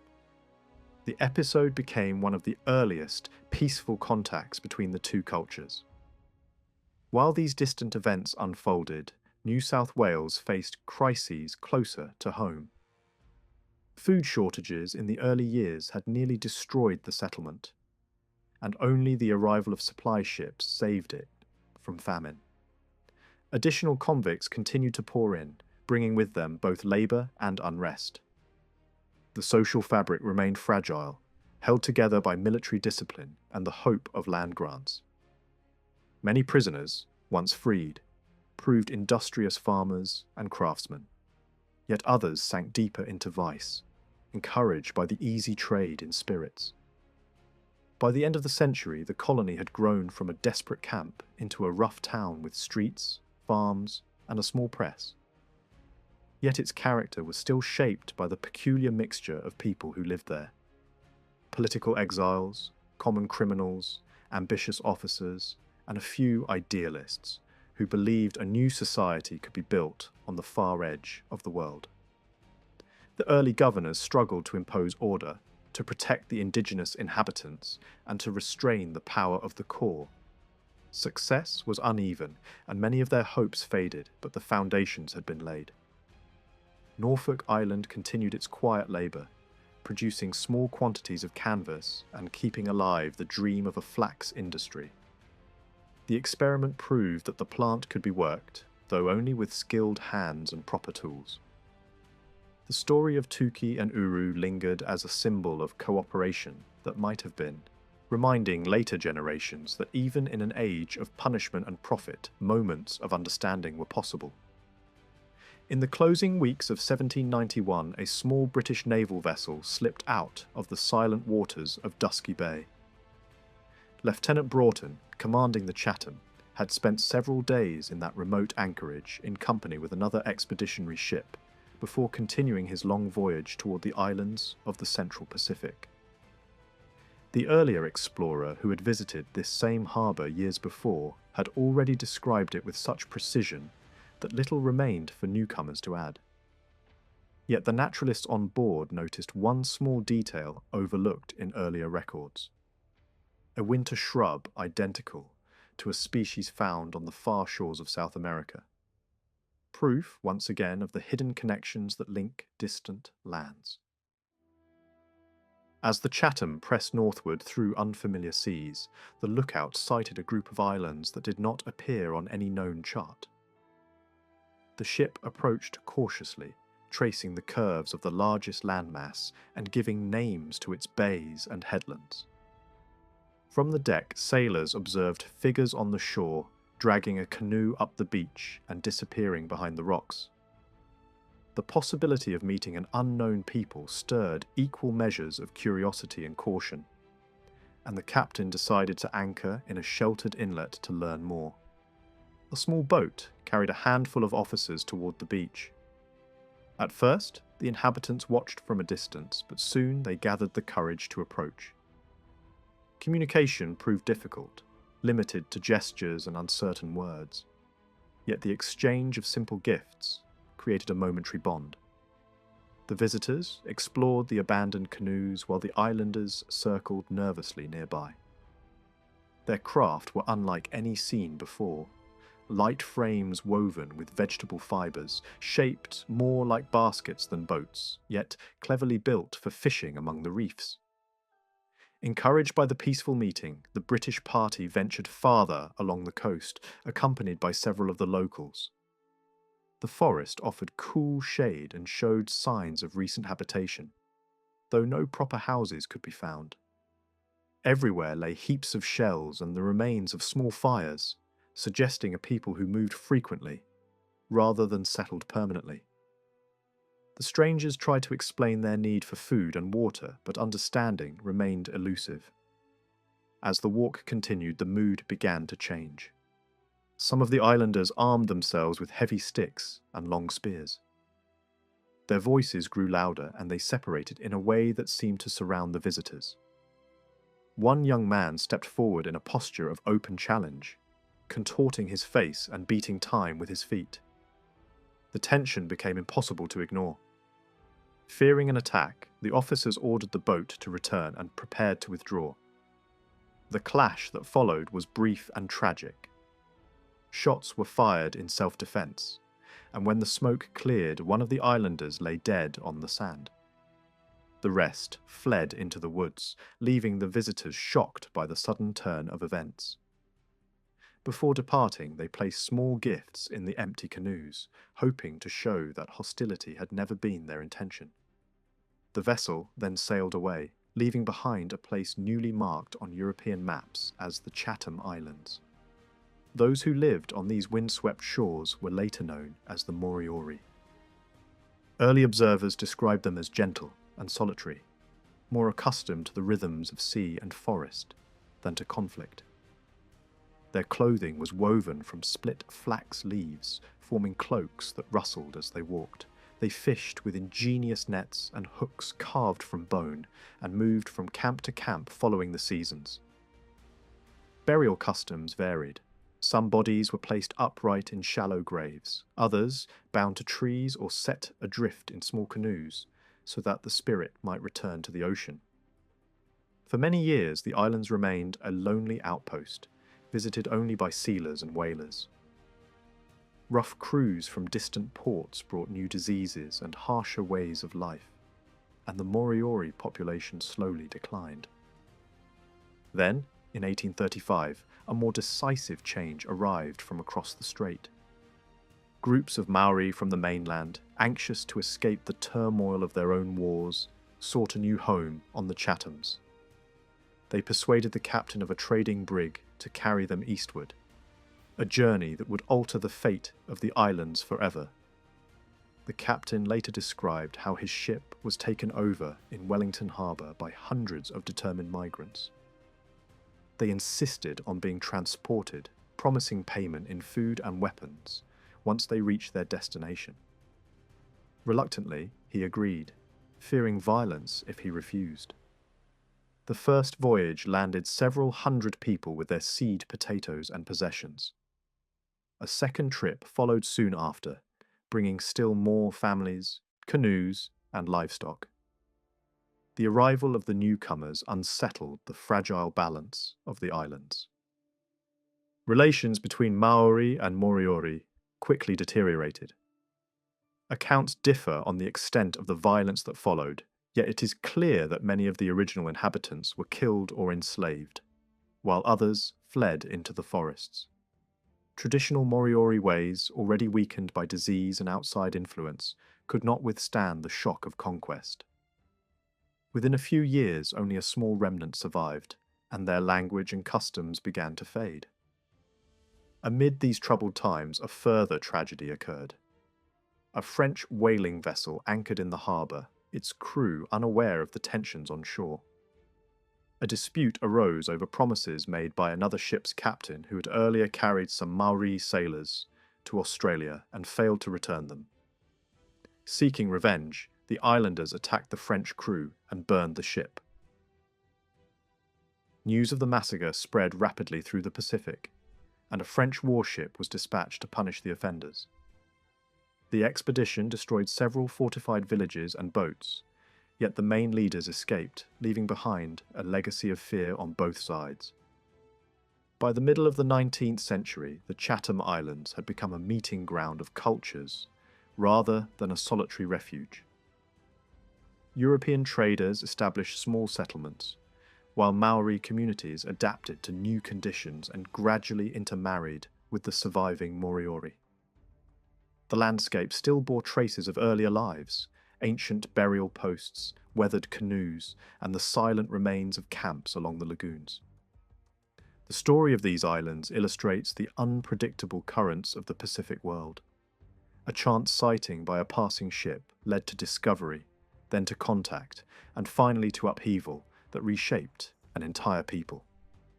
Winds, ambitions, and misunderstandings carried strangers across the ocean, and the quiet shores of the Chathams became a stage where distant histories collided. What began as a brief encounter in 1791 unfolded into decades of change, leaving echoes that can still be felt in the voices and memories of those who call the islands home today. The earliest European observers who reached the shores of Australia and New Zealand were astonished by the behaviour of the great sea creatures that crowded those waters. Whales and seals, unaccustomed to human violence, showed little fear when the first ships appeared. Sailors fired at them more out of curiosity than necessity, and the animals barely reacted, drifting lazily beside the hulls as though the thunder of muskets meant nothing at all. Only later, when pursuit became systematic and relentless, did these creatures begin to retreat into deeper and more distant seas. Among the Maori people, stories were told of enormous whales washed ashore, events that sometimes provoked rivalry between neighbouring groups. A single carcass could provide food, oil, and bone for months, and ownership of such a prize was worth fighting for. Long before Europeans arrived with harpoons and iron tools, these strandings shaped local customs and even sparked the first remembered conflicts. The coasts of the southern Pacific had clearly been a natural sanctuary for the sperm whale until the age of global trade transformed them into hunting grounds. The modern whaling era began with private ambition. In 1788, a London merchant equipped a sturdy vessel named the Amelia and sent her around Cape Horn to search for new sources of oil. The voyage lasted more than a year and a half, and when the ship finally returned with hundreds of casks of sperm oil, investors across Britain and America took notice. The profits were remarkable, and governments encouraged the trade, seeing in it a training school for future naval seamen. Within a few seasons, American whalers were cruising the coasts of South America, and the amount of oil entering British ports multiplied many times over. News of these successes soon reached the fledgling colony at Sydney. In 1790, a whale wandered into the harbour itself, gliding unharmed among the anchored transports. Days later, another overturned a small boat and drowned 3 men before escaping to the open sea, only to be driven ashore and killed by local Aboriginal hunters. Such incidents convinced colonial officials that a valuable industry lay almost at their doorstep. Opportunity arrived with the transport ship Britannia, which reached Port Jackson in 1791, carrying convicts and supplies. Her owners intended that, once her human cargo was delivered, she should test the surrounding seas for whales. The master of the ship quickly discovered what seemed to be an inexhaustible resource. On the voyage from the Cape, he he had already passed through shoals of sperm whales, and within sight of Sydney he sailed for hours among them, the ocean dotted with spouts as far as the eye could reach. Convinced that fortune awaited, he persuaded the governor to release him from other duties and allow an immediate trial. Excitement spread through the harbour. Other captains prepared their vessels, and within days a small fleet sailed out together, becoming the first organised whaling venture from Australia. The initial enthusiasm was soon tempered by reality. Storms scattered the ships, heavy seas damaged boats, and many of the whales sighted could not be secured. One vessel returned with only a handful of barrels of oil. Another lost its gear entirely. Some masters declared the coast too wild and the currents too treacherous for profitable work. Yet others remained hopeful, arguing that better knowledge of the seasons would bring success. Throughout 1792 and 1793, the experiment continued with mixed results. A few voyages southward yielded encouraging catches, while others returned empty-handed after weeks of hardship. Weather proved the greatest enemy. Sudden gales wrecked equipment and made it impossible to approach the fast-moving whales. Still, reports of enormous numbers persisted, and each fresh attempt drew more investors.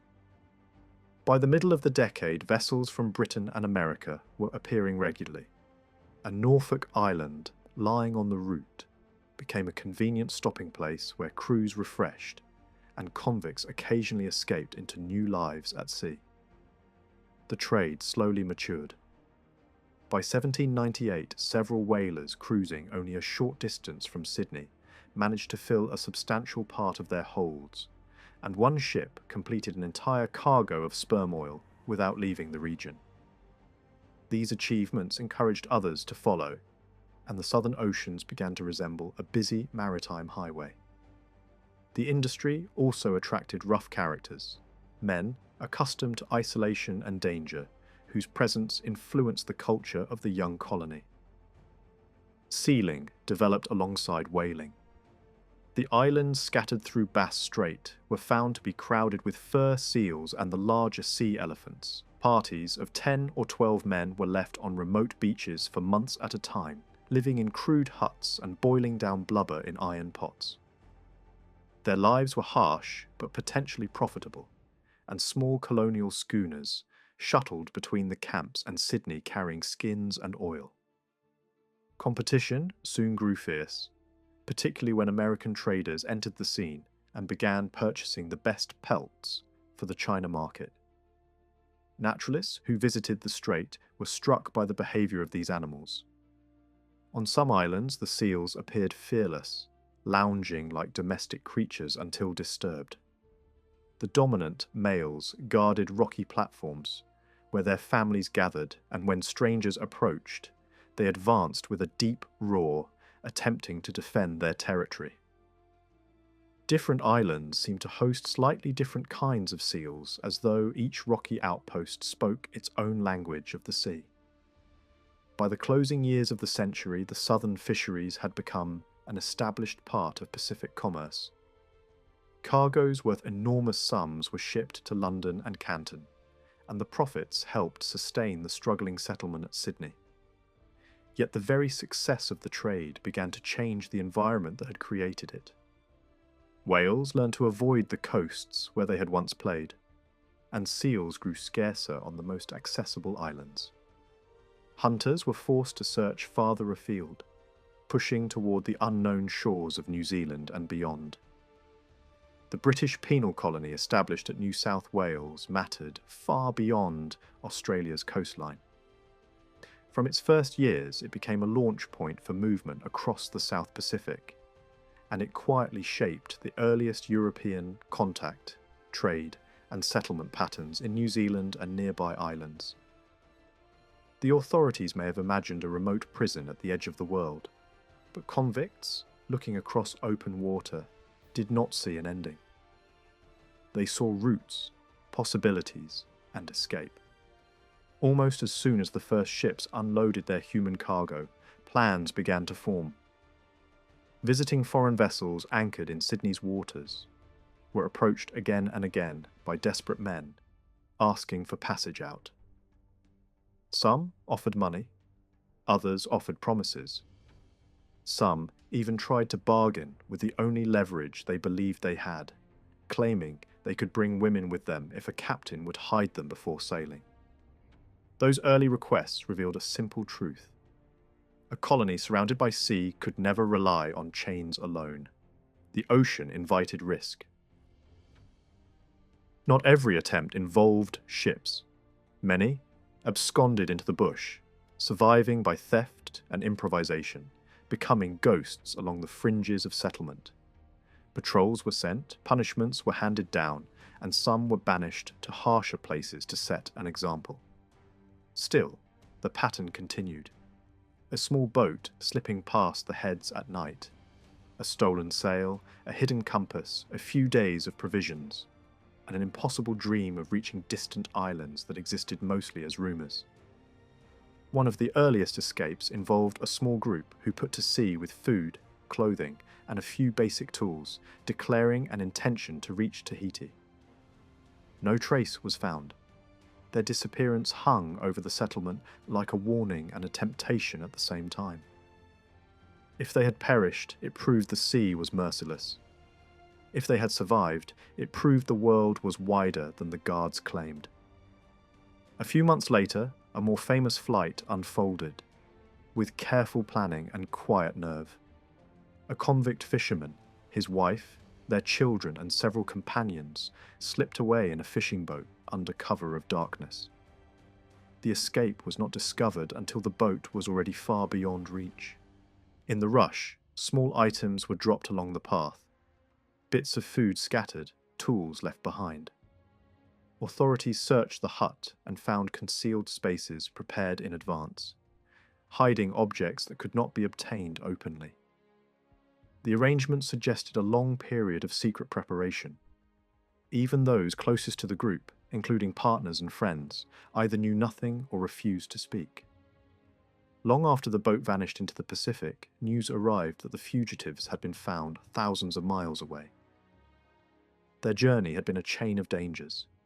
Hunger, exhaustion, unfamiliar coasts, and the slow collapse of strength. Some died before the story ended. Not by a court sentence, but by disease and the brutal conditions of tropical ports. Those who survived were returned to custody, shipped onward, and eventually transported back to Britain, where their tale stirred public fascination. They were not celebrated as heroes by the authorities, but their endurance became part of the early mythology of the colony. Escape attempts multiplied as new transports arrived, particularly those bringing prisoners from Ireland.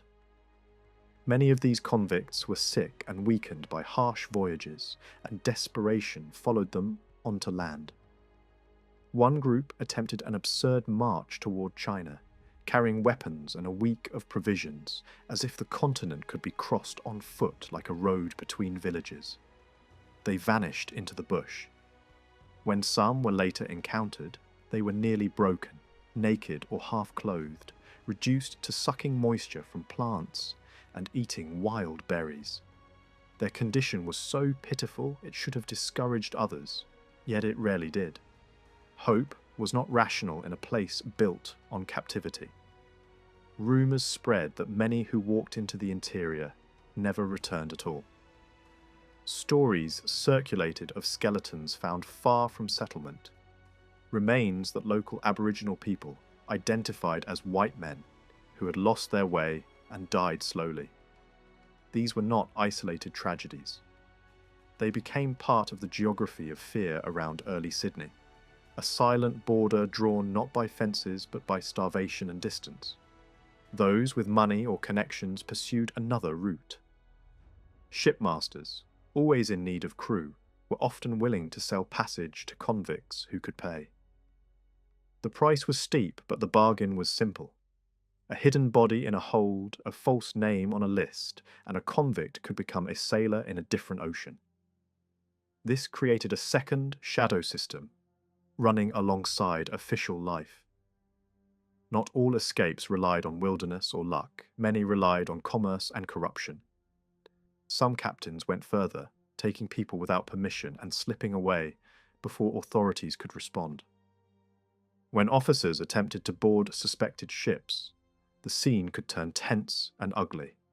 A search party might be forced off a deck by threats or violence, and the vessel would sail at once, leaving the harbour with stolen passengers and no lawful clearance. Officials complained bitterly that such acts robbed the public of workers and undermined order. They also exposed a weakness. In a port dependent on ships, the sea could never be fully controlled. Occasionally, missing convicts became the centre of strange rumours. A story might emerge of a white woman living among Aboriginal people north of Sydney. Search parties were sent. Nothing was found. Years later, it became clear that at least one such woman had not been held in the bush at all.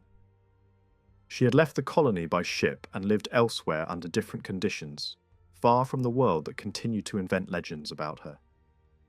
Boat theft became another recurring crisis. A well-built vessel could be seized by part of its crew, then joined by accomplices from shore. Those unwilling to participate might be put ashore, with little food and no protection, left on isolated beaches while the stolen boat turned toward open water. Armed parties were dispatched to recover the fugitives, sometimes for days at a time, yet often returned without finding even a trace. One striking episode involved a group that stole a boat and headed south, aiming to reach a distant wreck they believed could be turned into rescue or profit. They carried a compass, but few understood how to use it. Twice they were driven ashore by weather. Eventually, they reached an island where they survived only because birds and seals were abundant. Even there, their unity collapsed. Half the group stole the boat while the others slept, leaving their companions stranded. Months later, a small expedition along the coast encountered smoke from that island and found the abandoned men in a dreadful state. They were nearly naked and close to starvation. They would have died without that chance meeting. Some were moved to the mainland with food and a firearm for protection, then forced to begin a brutal journey northward across hundreds of miles of coastline and bush. The men who escaped in the boat did not become successful pirates as they had imagined. They eventually surrendered, claiming their craft had been wrecked and rebuilt from debris. They were armed and dangerous, and the authorities treated the matter as piracy rather than simple absconding. Trials followed. Some were condemned and executed. Others were reprieved at the last moment. The episode showed how quickly the boundary could blur between escape, theft, and open violence in a young colony balanced on fear. These years also saw a sharp increase in Irish prisoners, many swept up in harsh crackdowns and transported under conditions that bred rage and defiance. Some ships arrived with warnings of conspiracies formed at sea. Punishments were severe. The authorities described many of these men as reckless and drawn to schemes where danger seemed almost attractive. Even the women were portrayed as fierce participants, part of plans that aimed not merely to flee, but to seize control. By the late 1790s, Irish unrest became a constant concern. Officials complained that discipline required relentless force. At the same time, extraordinary rumours spread among prisoners. Tales of a hidden colony of free white people somewhere to the southwest. A place of comfort where no labour was demanded and life was easy. It was a fantasy born from hunger and resentment, but it had real consequences. Men plotted to reach this imagined refuge, and leaders of the plots were flogged and worked under heavy guard. To crush the delusion, the governor took an unusual step. A small group of the strongest prisoners was selected and prepared for a supervised expedition into the interior. Reliable guides and soldiers accompanied them. the landscape quickly did what punishment could not. Within days, exhausted and disillusioned, most of the chosen men wanted nothing more than to return. The journey proved that the supposed refuge did not exist, at least not within reach of feet and desperation. Despite these lessons, escape did not slow. Reports accumulated of convicts turning up in places that seemed unbelievable to the officials of Sydney. Islands across the Western Pacific, remote straits, ports visited by whalers and traders. Some became crewmen. Some became beachcombers. Some vanished into island societies. By the beginning of the new century, a number had reached New Zealand and remained there, mixing with new arrivals and the first small circles of Europeans, beginning to live on its shores. While convicts were scattering across the ocean, other developments were quietly reshaping the region. New figures appeared who would later become central to events in New Zealand. Epidemics swept Maori communities, with devastating force, remembered by names that survived in oral tradition even when the exact cause was uncertain. Ships came and went along the coasts, sometimes bringing trade and sometimes bringing disease, sometimes leaving behind violence and resentment. Timber became one of the earliest economic magnets drawing ships toward New Zealand. Vessels from the Indian Ocean world began to anchor in northern waters, cutting enormous trees suitable for naval spars. Crews worked for months at a time, felling hundreds of trunks and dragging them to the shore. In exchange, iron became the most desired trade item. The attraction was not luxury, but utility.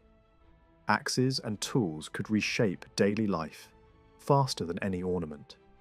Theft followed as it often does where a new technology arrives, with unequal access. Violence flared when sailors decided to enforce their property with gunfire. Yet trade continued regardless, because both sides wanted what the other possessed. These encounters also carried darker observations. Visitors recorded scenes of cannibal practices and war trophies, interpreting them through fear and fascination. At the same time, the same visitors noted moments of cooperation and humour, and the surprising speed with which Maori communities could adapt foreign materials into ropes, rigging, and working systems. In some harbours, ships replaced their worn rigging with strong rope made locally from flax, proving that commerce did not require conquest to begin. It required contact, bargaining, and time. By the end of the century, multiple pathways between New South Wales and New Zealand were already forming. Timber cargoes began to move outward. Flax, too, drew interest, not only as a curiosity but as a potential commodity. Traders imagined a future where manufacturing and shipping could link the colonies to wider markets.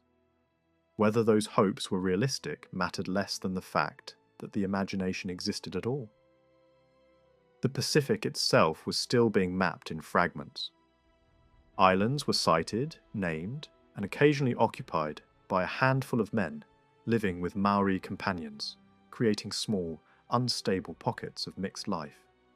Explorers in open boats traced coastlines with astonishing endurance, confirming that southern lands thought to be peninsulas were in fact islands separated by dangerous straits. New sealing grounds were identified in remote places, drawing hunters and opportunists farther into the cold margins of the ocean. At the same time, missionary ambition entered the scene. A ship sailed with clergy, skilled workers, women and children, marking the start of organised efforts to transform Pacific societies through religion and settlement. The existence of a functioning port at Sydney made such voyages practical. Without that base, the mission would have been far more difficult to sustain. By 1800, the settlement at Sydney had shifted from a fragile camp into a rough, expanding town. Stone buildings rose where tents had once stood. Public offices, barracks, hospitals and churches took shape. Roads and bridges pushed outward. A naval yard grew along the cove. Farms spread across newly opened districts, grain fields expanded, and wool production began to take hold. Shipbuilding, sealing, and whaling became established industries rather than experiments. Free labour demanded high wages, signalling a society slowly developing beyond coercion.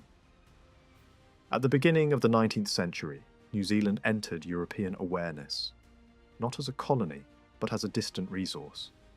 Timber, flax, and the promise of trade drew individuals whose motives were personal rather than imperial. One of the earliest figures to attempt a private enterprise on the islands was a former political exile whose sentence in New South Wales had expired. Free at last, he gathered what capital he could, chartered a small vessel, and set his sights on the forests of the Hauraki Gulf, hoping to follow the example of earlier traders who had returned with valuable spars for the Cape of Good Hope. His plan seemed simple enough: sail across the Tasman, load the ship with kauri trunks, and carry them westward to eager buyers. Reality proved harsher. The aging Spanish prize he had purchased was scarcely seaworthy, and once anchored in the Thames district, its condition forced a complete overhaul. Skilled craftsmen were few, supplies limited, and without help the project would have collapsed entirely. Salvation came from two unexpected sources. Maori communities provided labour and materials with remarkable goodwill, and a large merchant vessel that happened to arrive on the same mission offered tools and provisions. With this combined assistance, the damaged ship was patched together and made fit for sea. Whether the cargo of timber was ever fully secured remains uncertain, but the venture continued. The vessel sailed north to Tonga in search of fresh provisions, only to find the islands torn by warfare. Supplies were scarce and negotiations dangerous. Turning westward, the voyagers reached Fiji, where they narrowly escaped disaster on a coral reef. The battered craft was coaxed free with the aid of local islanders and limped onward towards China. Hunger and leaking timbers forced them to seek shelter at Guam, a Spanish possession where the governor treated the travellers politely but declared them enemies and refused assistance.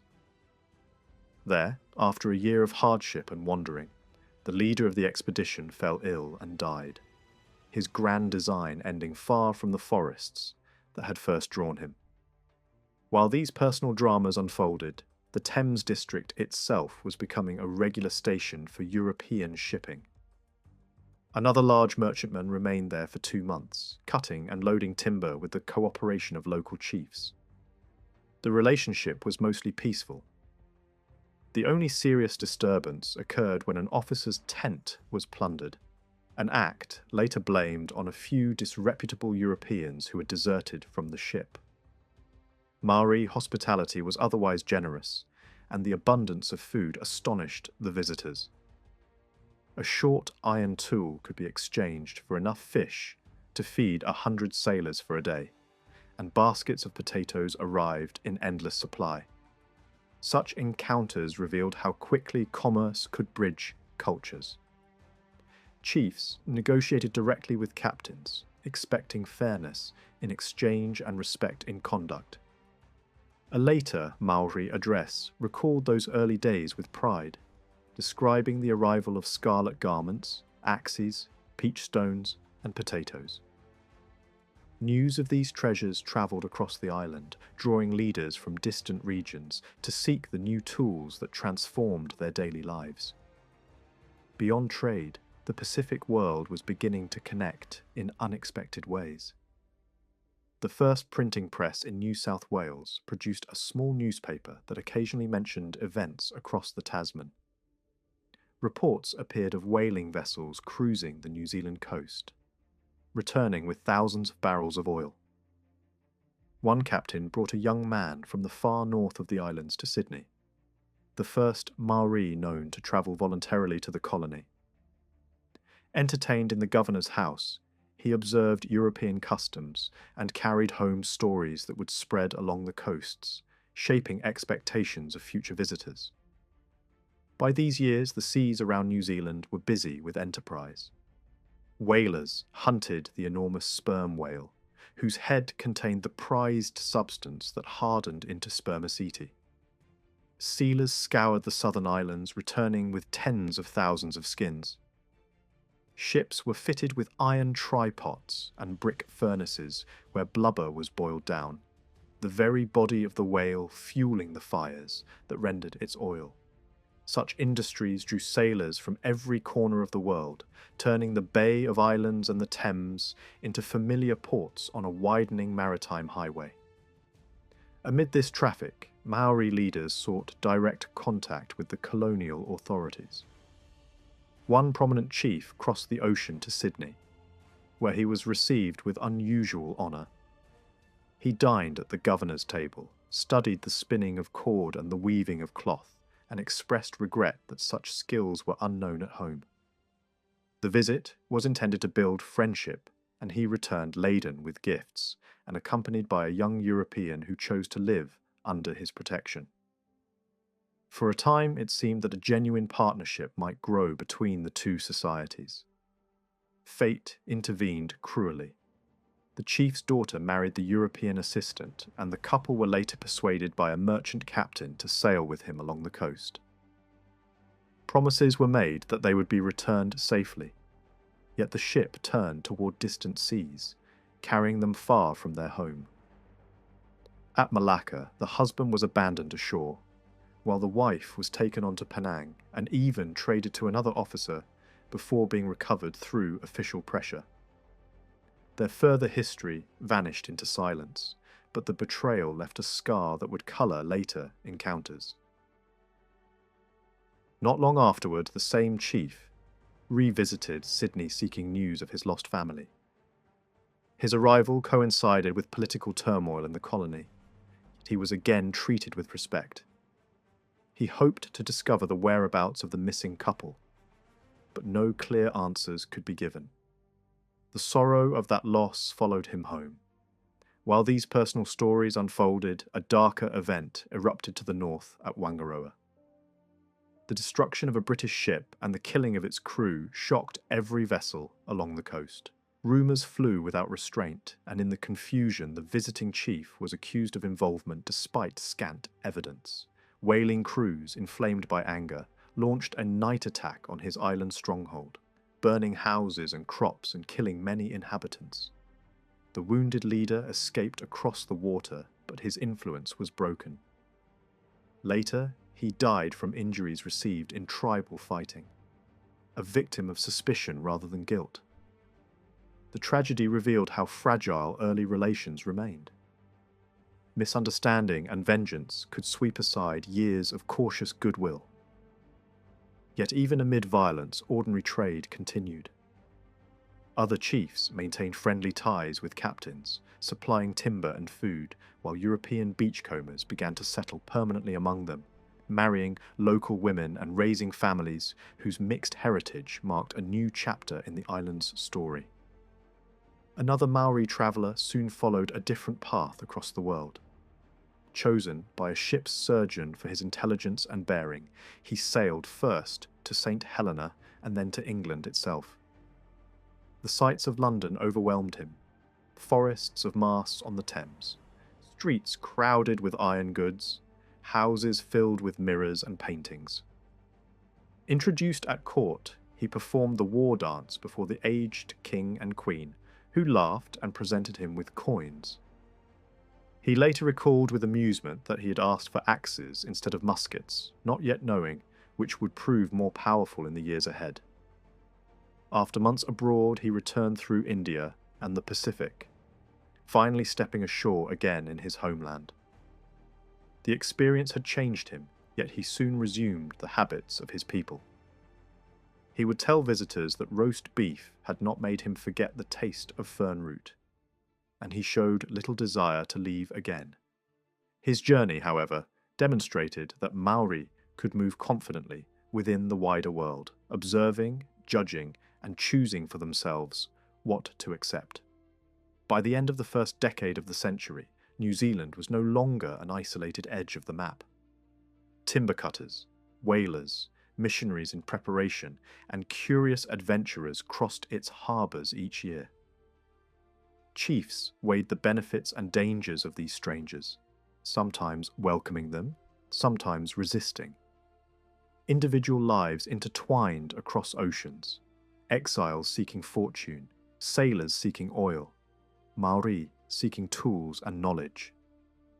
None yet spoke of formal empire, yet the foundations of future settlement were already being laid through countless small encounters, shaped as much by chance and personality as by any grand design. In the winter of 1806, the small colonial world of Sydney was startled by an unusual proclamation printed in the local gazette. The notice warned every port authority across the British dominions that a brig known as the Venus had been seized by members of her own crew at the distant settlement of Port Dalrymple. The vessel, owned by a prominent merchant, carried government stores and private goods, and her violent removal was described as an act of open rebellion on the high seas. Names and descriptions of the accused were listed in detail, from the American chief mate to a Malay cook, several sailors, 2 young boys, and even 2 convict women, one of whom was remembered for her constant smile and the other for her great size and the infant she carried. The official warning urged any commander who encountered the brig to detain those on board and report their capture so that punishment could follow. Behind the formal language lay a story of disorder and desperation. Depositions taken a day after the mutiny revealed that the Venus had left Sydney in April and spent weeks in Twofold Bay, where theft and drunkenness had already undermined discipline.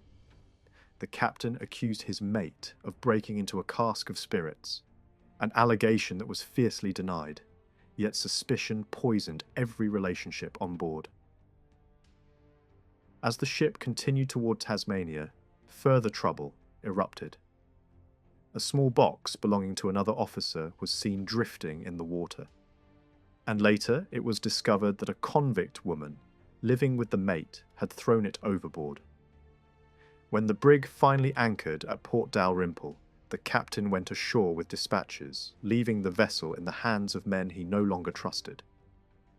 The following morning she was seen slipping out to sea, and 5 sailors soon arrived to declare that they had been driven off by armed companions who had knocked down the second mate and taken command.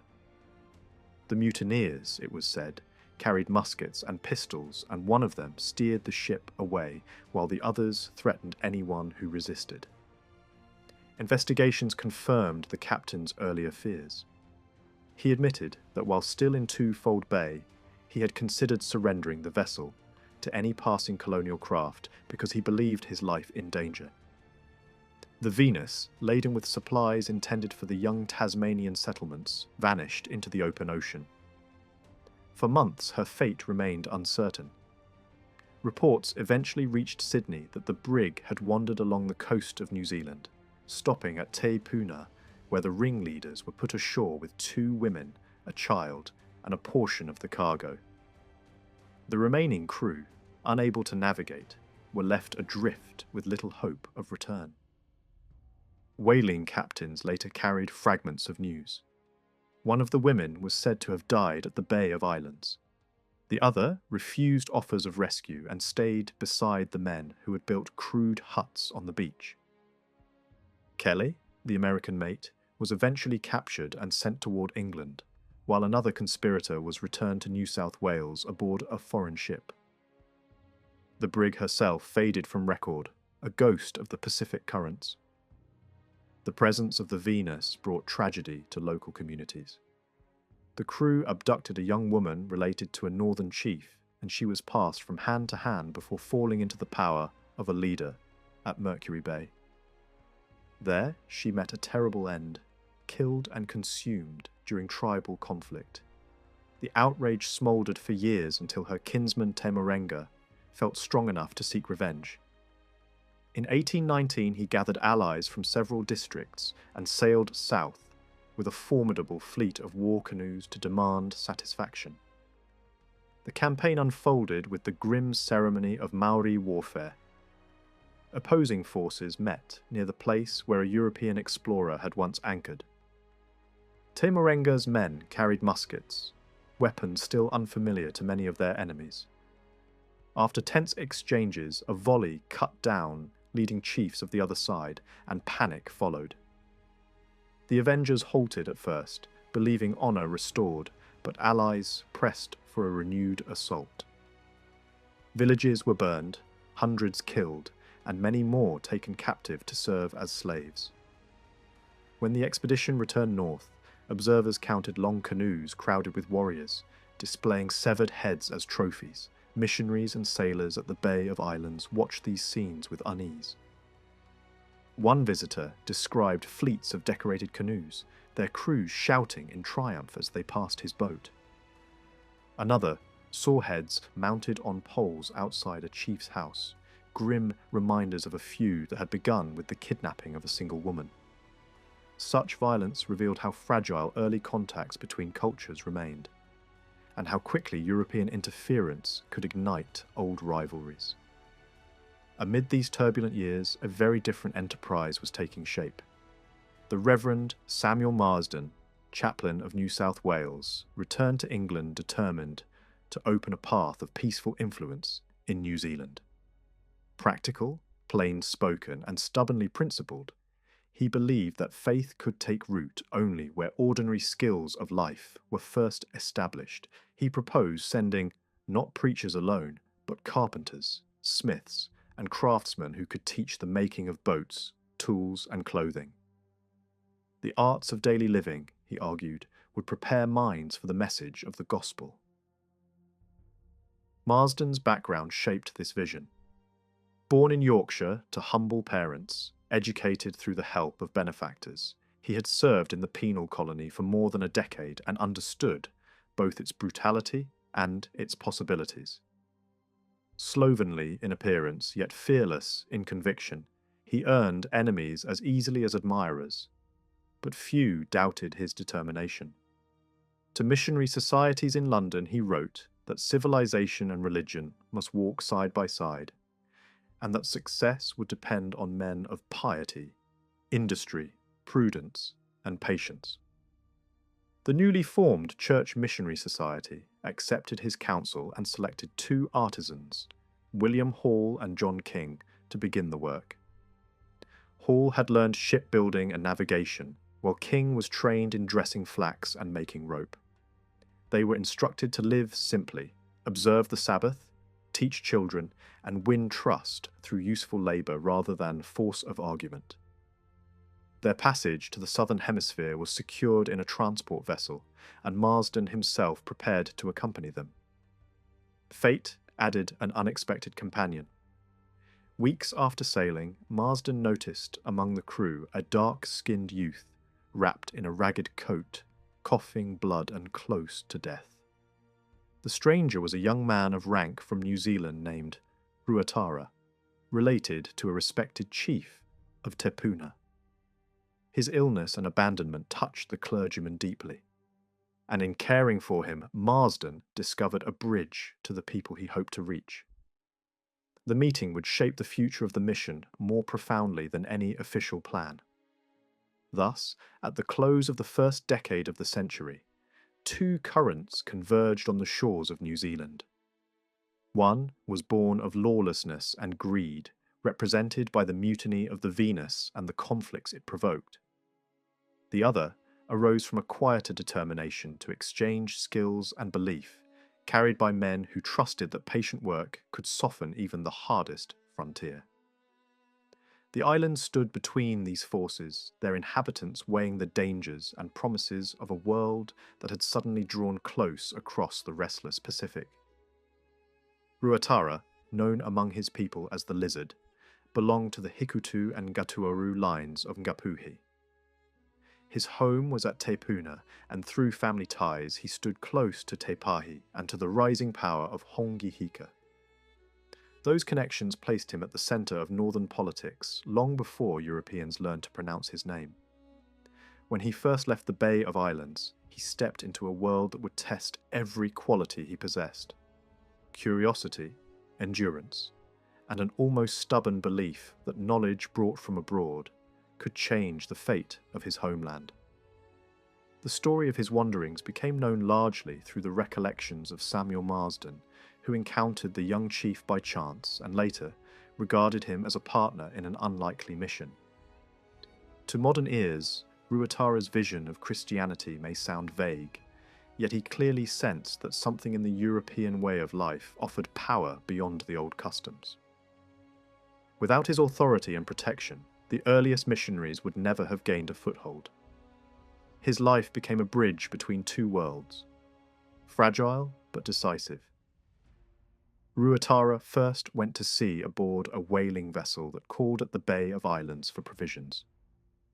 Lured by the promise of trade goods and adventure, he joined the crew with 2 companions. For months he laboured as an ordinary sailor, learning the hard rhythm of the boats and the brutal discipline of foreign captains. When the ship finally returned to his home waters, he was dismissed without payment. Yet the taste of travel had taken hold. He signed on with another whaler and spent half a year chasing whales along the coast of his own country before again stepping ashore among his kin. Restless and eager to see more, he boarded a 3rd vessel, bound for the remote sealing grounds of the south. At Bounty Island, he was left with a mixed party of Europeans and islanders, to harvest skins while the ship sailed away for supplies. The men endured months without fresh water, living on seabirds and seal meat, and several died from exhaustion. Ruatara never forgot the agony of that time, nor the moment when rescue finally appeared on the horizon. When the ship returned and prepared for England, he seized the chance to fulfill a dream formed during his voyages, to see the great king whose name echoed across the Pacific.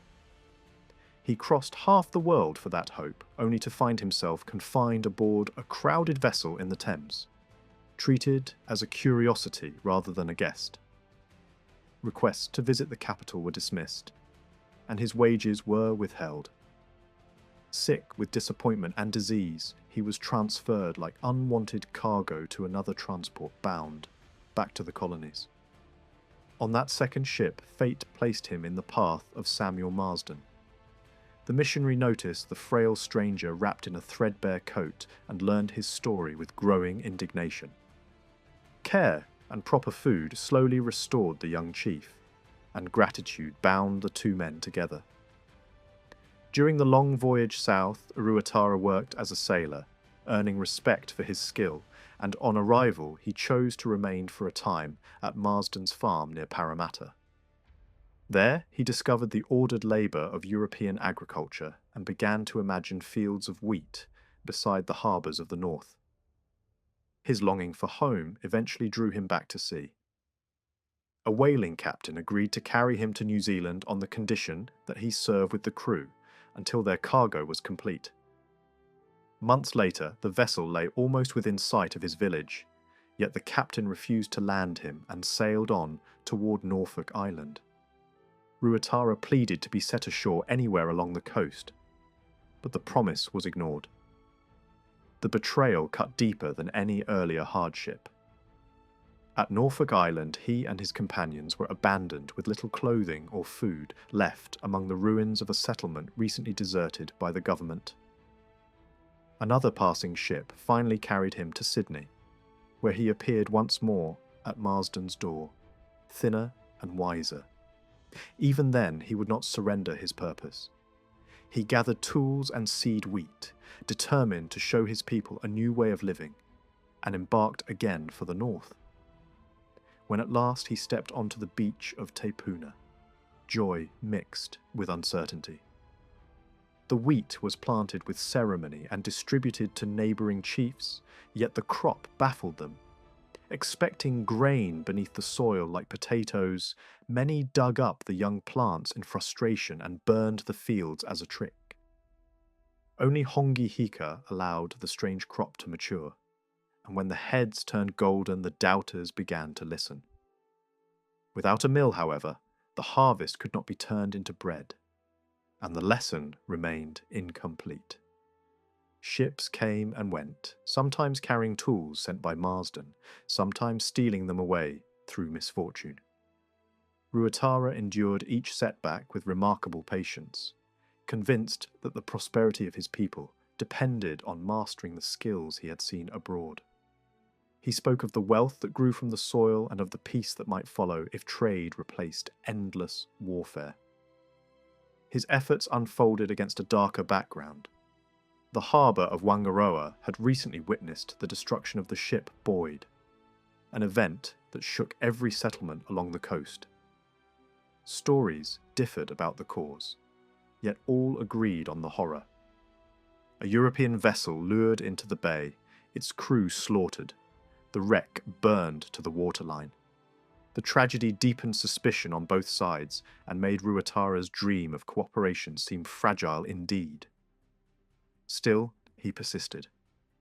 Living beside Marsden, he learned to guide a plough and to manage livestock, absorbing every detail that might be useful at home. Observers noticed his eagerness to question sailors and craftsmen, storing fragments of knowledge like precious cargo. He understood that change would not arrive through sermons alone, but through visible proof that new methods could feed families and strengthen chiefs. When another whaler prepared to cruise the New Zealand coast, he asked once more for passage. The agreement was familiar. He would work as a sailor until the holds were filled. This time, fortune favoured him. After months at sea, the ship anchored near the Bay of Islands, and Ruatara finally walked ashore to the embraces of his people. He carried with him seed, tools, and a determination that years of suffering had only hardened. His return marked the beginning of a quiet transformation. Fields were cleared, houses planned in new styles, and conversations about a different faith circulated among the villagers. Ruatara could not explain every doctrine he had heard, yet he recognized a force capable of uniting tribes torn by revenge. In the eyes of those who watched from afar, he became the indispensable ally through whom a foreign message might take root. The papers recovered from the wreck of the Boyd eventually made their long journey from the Pacific to the ports of South America, and then across the Atlantic to London. Their safe arrival closed one chapter of a tragedy that had echoed through every European settlement in the southern seas. Yet the memory of the massacre continued to shape relations between sailors and the Maori communities for many years. Captain Berry, who had taken charge after the disaster, described the tense days that followed the capture of several chiefs suspected of involvement in the attack. For 3 days they were kept in irons aboard his vessel, while local leaders pleaded for their release. One chief in particular, Metananga, remained on deck and repeatedly urged mercy. Berry later admitted that his own thoughts had shifted during those hours. At first, he intended to free the prisoners, once the ship's documents were recovered, but the constant appeals forced him to reflect more deeply on the enormity of the crime. In the end, he resolved to stage a dramatic act of justice. The crew and a number of Maori who were visiting the ship were summoned to witness what appeared to be an execution. Berry spoke to the prisoners, reminding them that in English law even a single murder could bring the gallows, and that the slaughter of an entire crew deserved no lesser punishment. Out of respect for their rank, he declared that they would be shot rather than hanged. The atmosphere on deck was charged with fear and curiosity. An elderly warrior named Tara, who had lost his only son to treachery years earlier, watched with grim satisfaction, convinced that the moment of vengeance had arrived. 2 muskets were carefully prepared, examined, and placed in the hands of South Sea Islanders, chosen as executioners. The chiefs, believing death certain, covered their faces with their cloaks in a gesture of dignity. After a long pause, the signal was given. Both weapons fired at once, yet the prisoners remained unharmed. The guns had been deliberately left without bullets. Berry revealed that the scene had been a test meant to humble the men and to demonstrate the power of British authority. He declared them stripped of their chieftainship and released them to return home, though the gesture carried little meaning among their own people. Not long afterward, the vessel City of Edinburgh departed New Zealand carrying survivors of the Boyd tragedy and a cargo of timber. Storms delayed her passage to South America, and months passed before she reached Lima. There, one of the rescued passengers, Mrs. Morley, died, while the children were eventually forwarded to Australia and England. The wreck itself lay forgotten in Whangaroa harbour, though Maori insisted for decades that chests of silver and gold still rested in its broken hull. While these events faded into memory, another force was rapidly transforming the coasts of New Zealand: the rise of the whaling industry. By 1808, the waters around the islands had become one of the richest hunting grounds in the South Pacific. Ships from Britain, America, and the Australian colonies crowded into bays that only a few years earlier had seen little European traffic. Captains spoke of astonishing catches of hundreds of barrels of oil taken within weeks. The names of vessels and masters circulated through Sydney like the scores of competing sportsmen, each boasting of their success. Whaling was a trade of extremes. A single week might fill a ship with wealth, while months of empty seas could ruin an expedition. The sperm whale favoured the deep ocean, roaming far from land, while the black whale sought sheltered bays to give birth.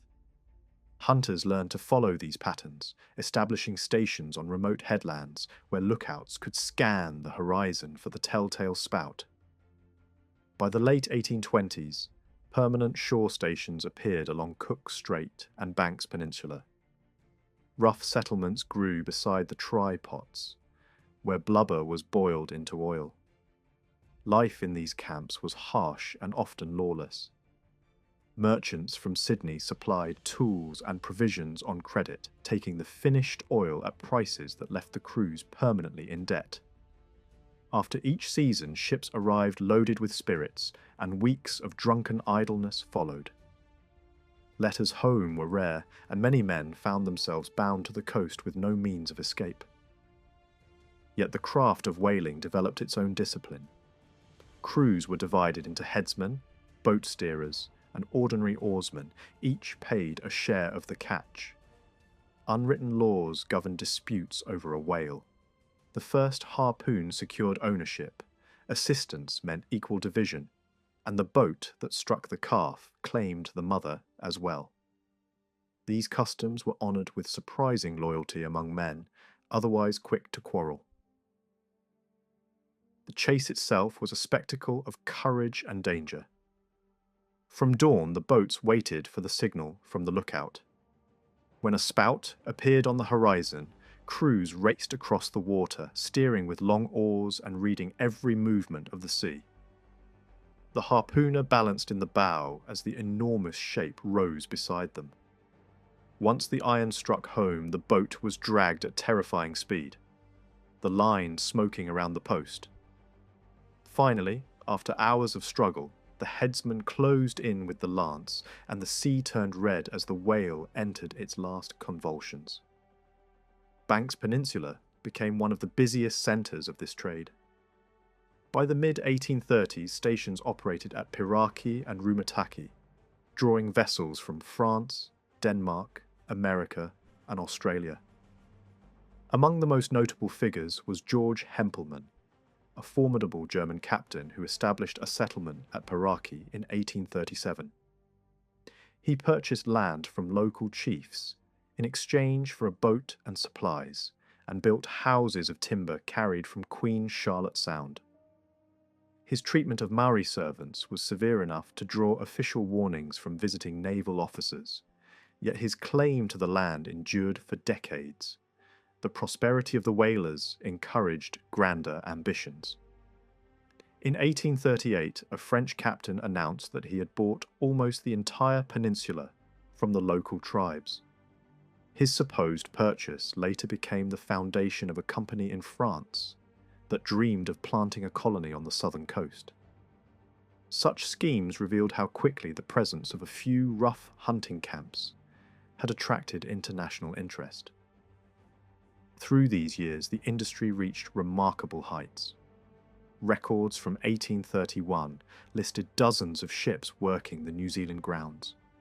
Their combined cargoes measured in thousands of barrels. But the abundance was fragile. Whales altered their routes, and heavy hunting reduced their numbers. By the early 1840s, the golden age was already fading, leaving behind scattered communities and a legacy of uneasy contact between cultures. By the middle of the 1830s, the sheltered waters of Port Cooper had begun to appear in shipping reports, not as an empty harbour, but as a promising ground for the black whale trade.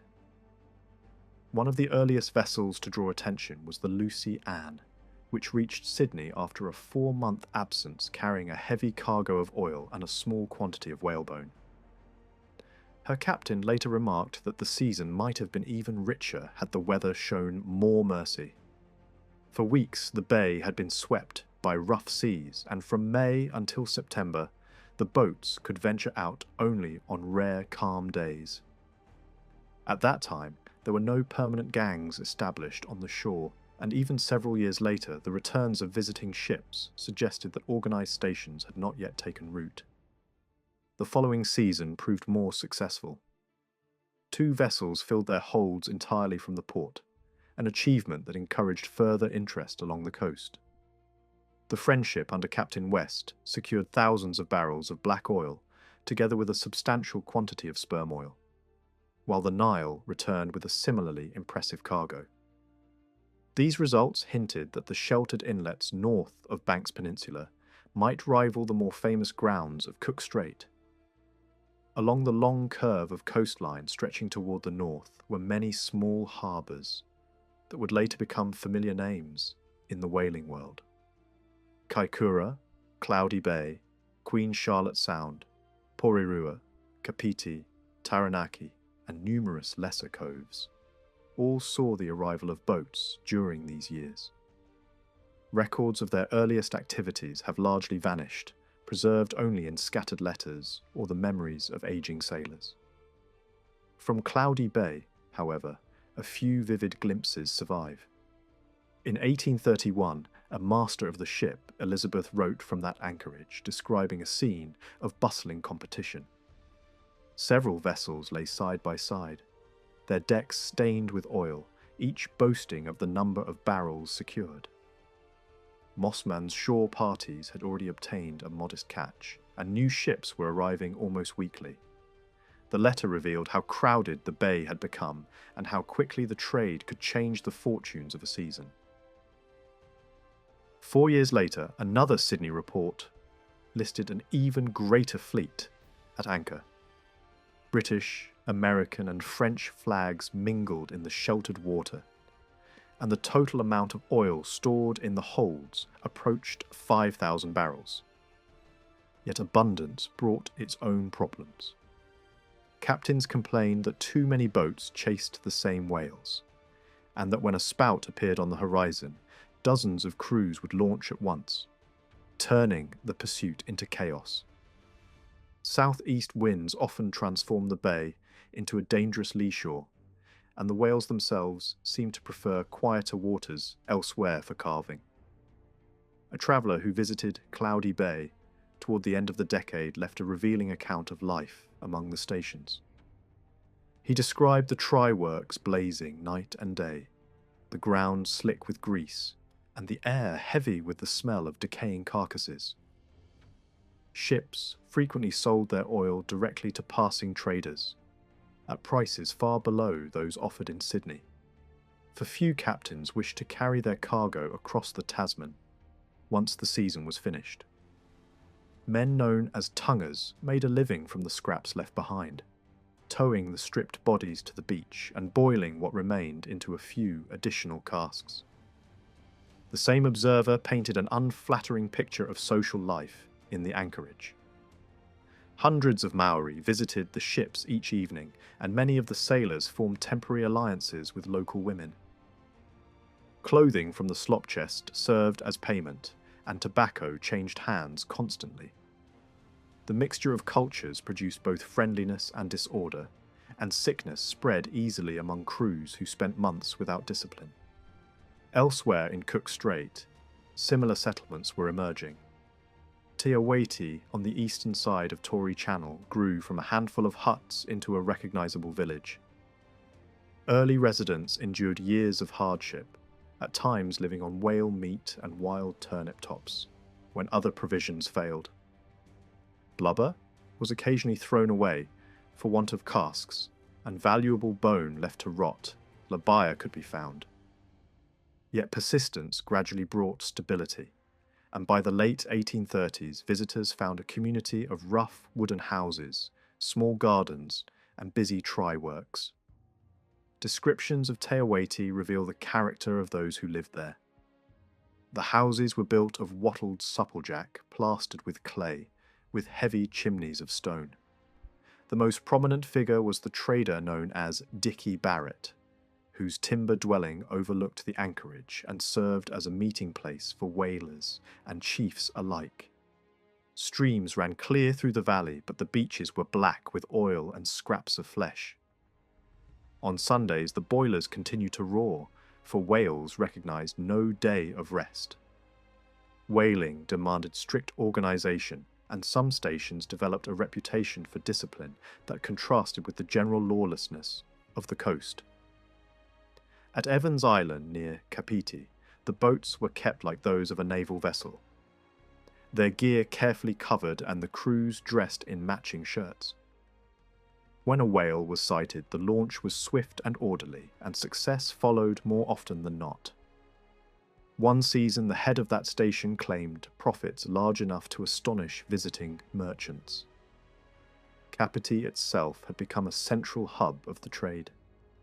The island, wooded and rising steeply from the sea, offered sheltered anchorages and access to powerful Maori leaders eager for firearms and goods. By the end of the 1830s, more than 20 boats were said to be operating from its various stations. Traders established small stores, and cattle and sheep began to graze on the slopes. Yet tension remained, and disputes between sailors and settlers occasionally erupted into violence, reminding all that the frontier was fragile. Mana Island, lying a short distance to the south, followed a similar path. A resident trader known as Geordie Bolts managed a modest station at the entrance to Porirua Harbour. Relations with local people were not always peaceful, and misunderstandings over payment for supplies could quickly turn dangerous. One incident involving the wounding of a chief led to threats against the shipping, a warning of how easily the balance might be upset. The prosperity of these communities depended entirely on the movement of the whales. When the animals altered their routes or storms kept the boats ashore, hunger and debt returned at once.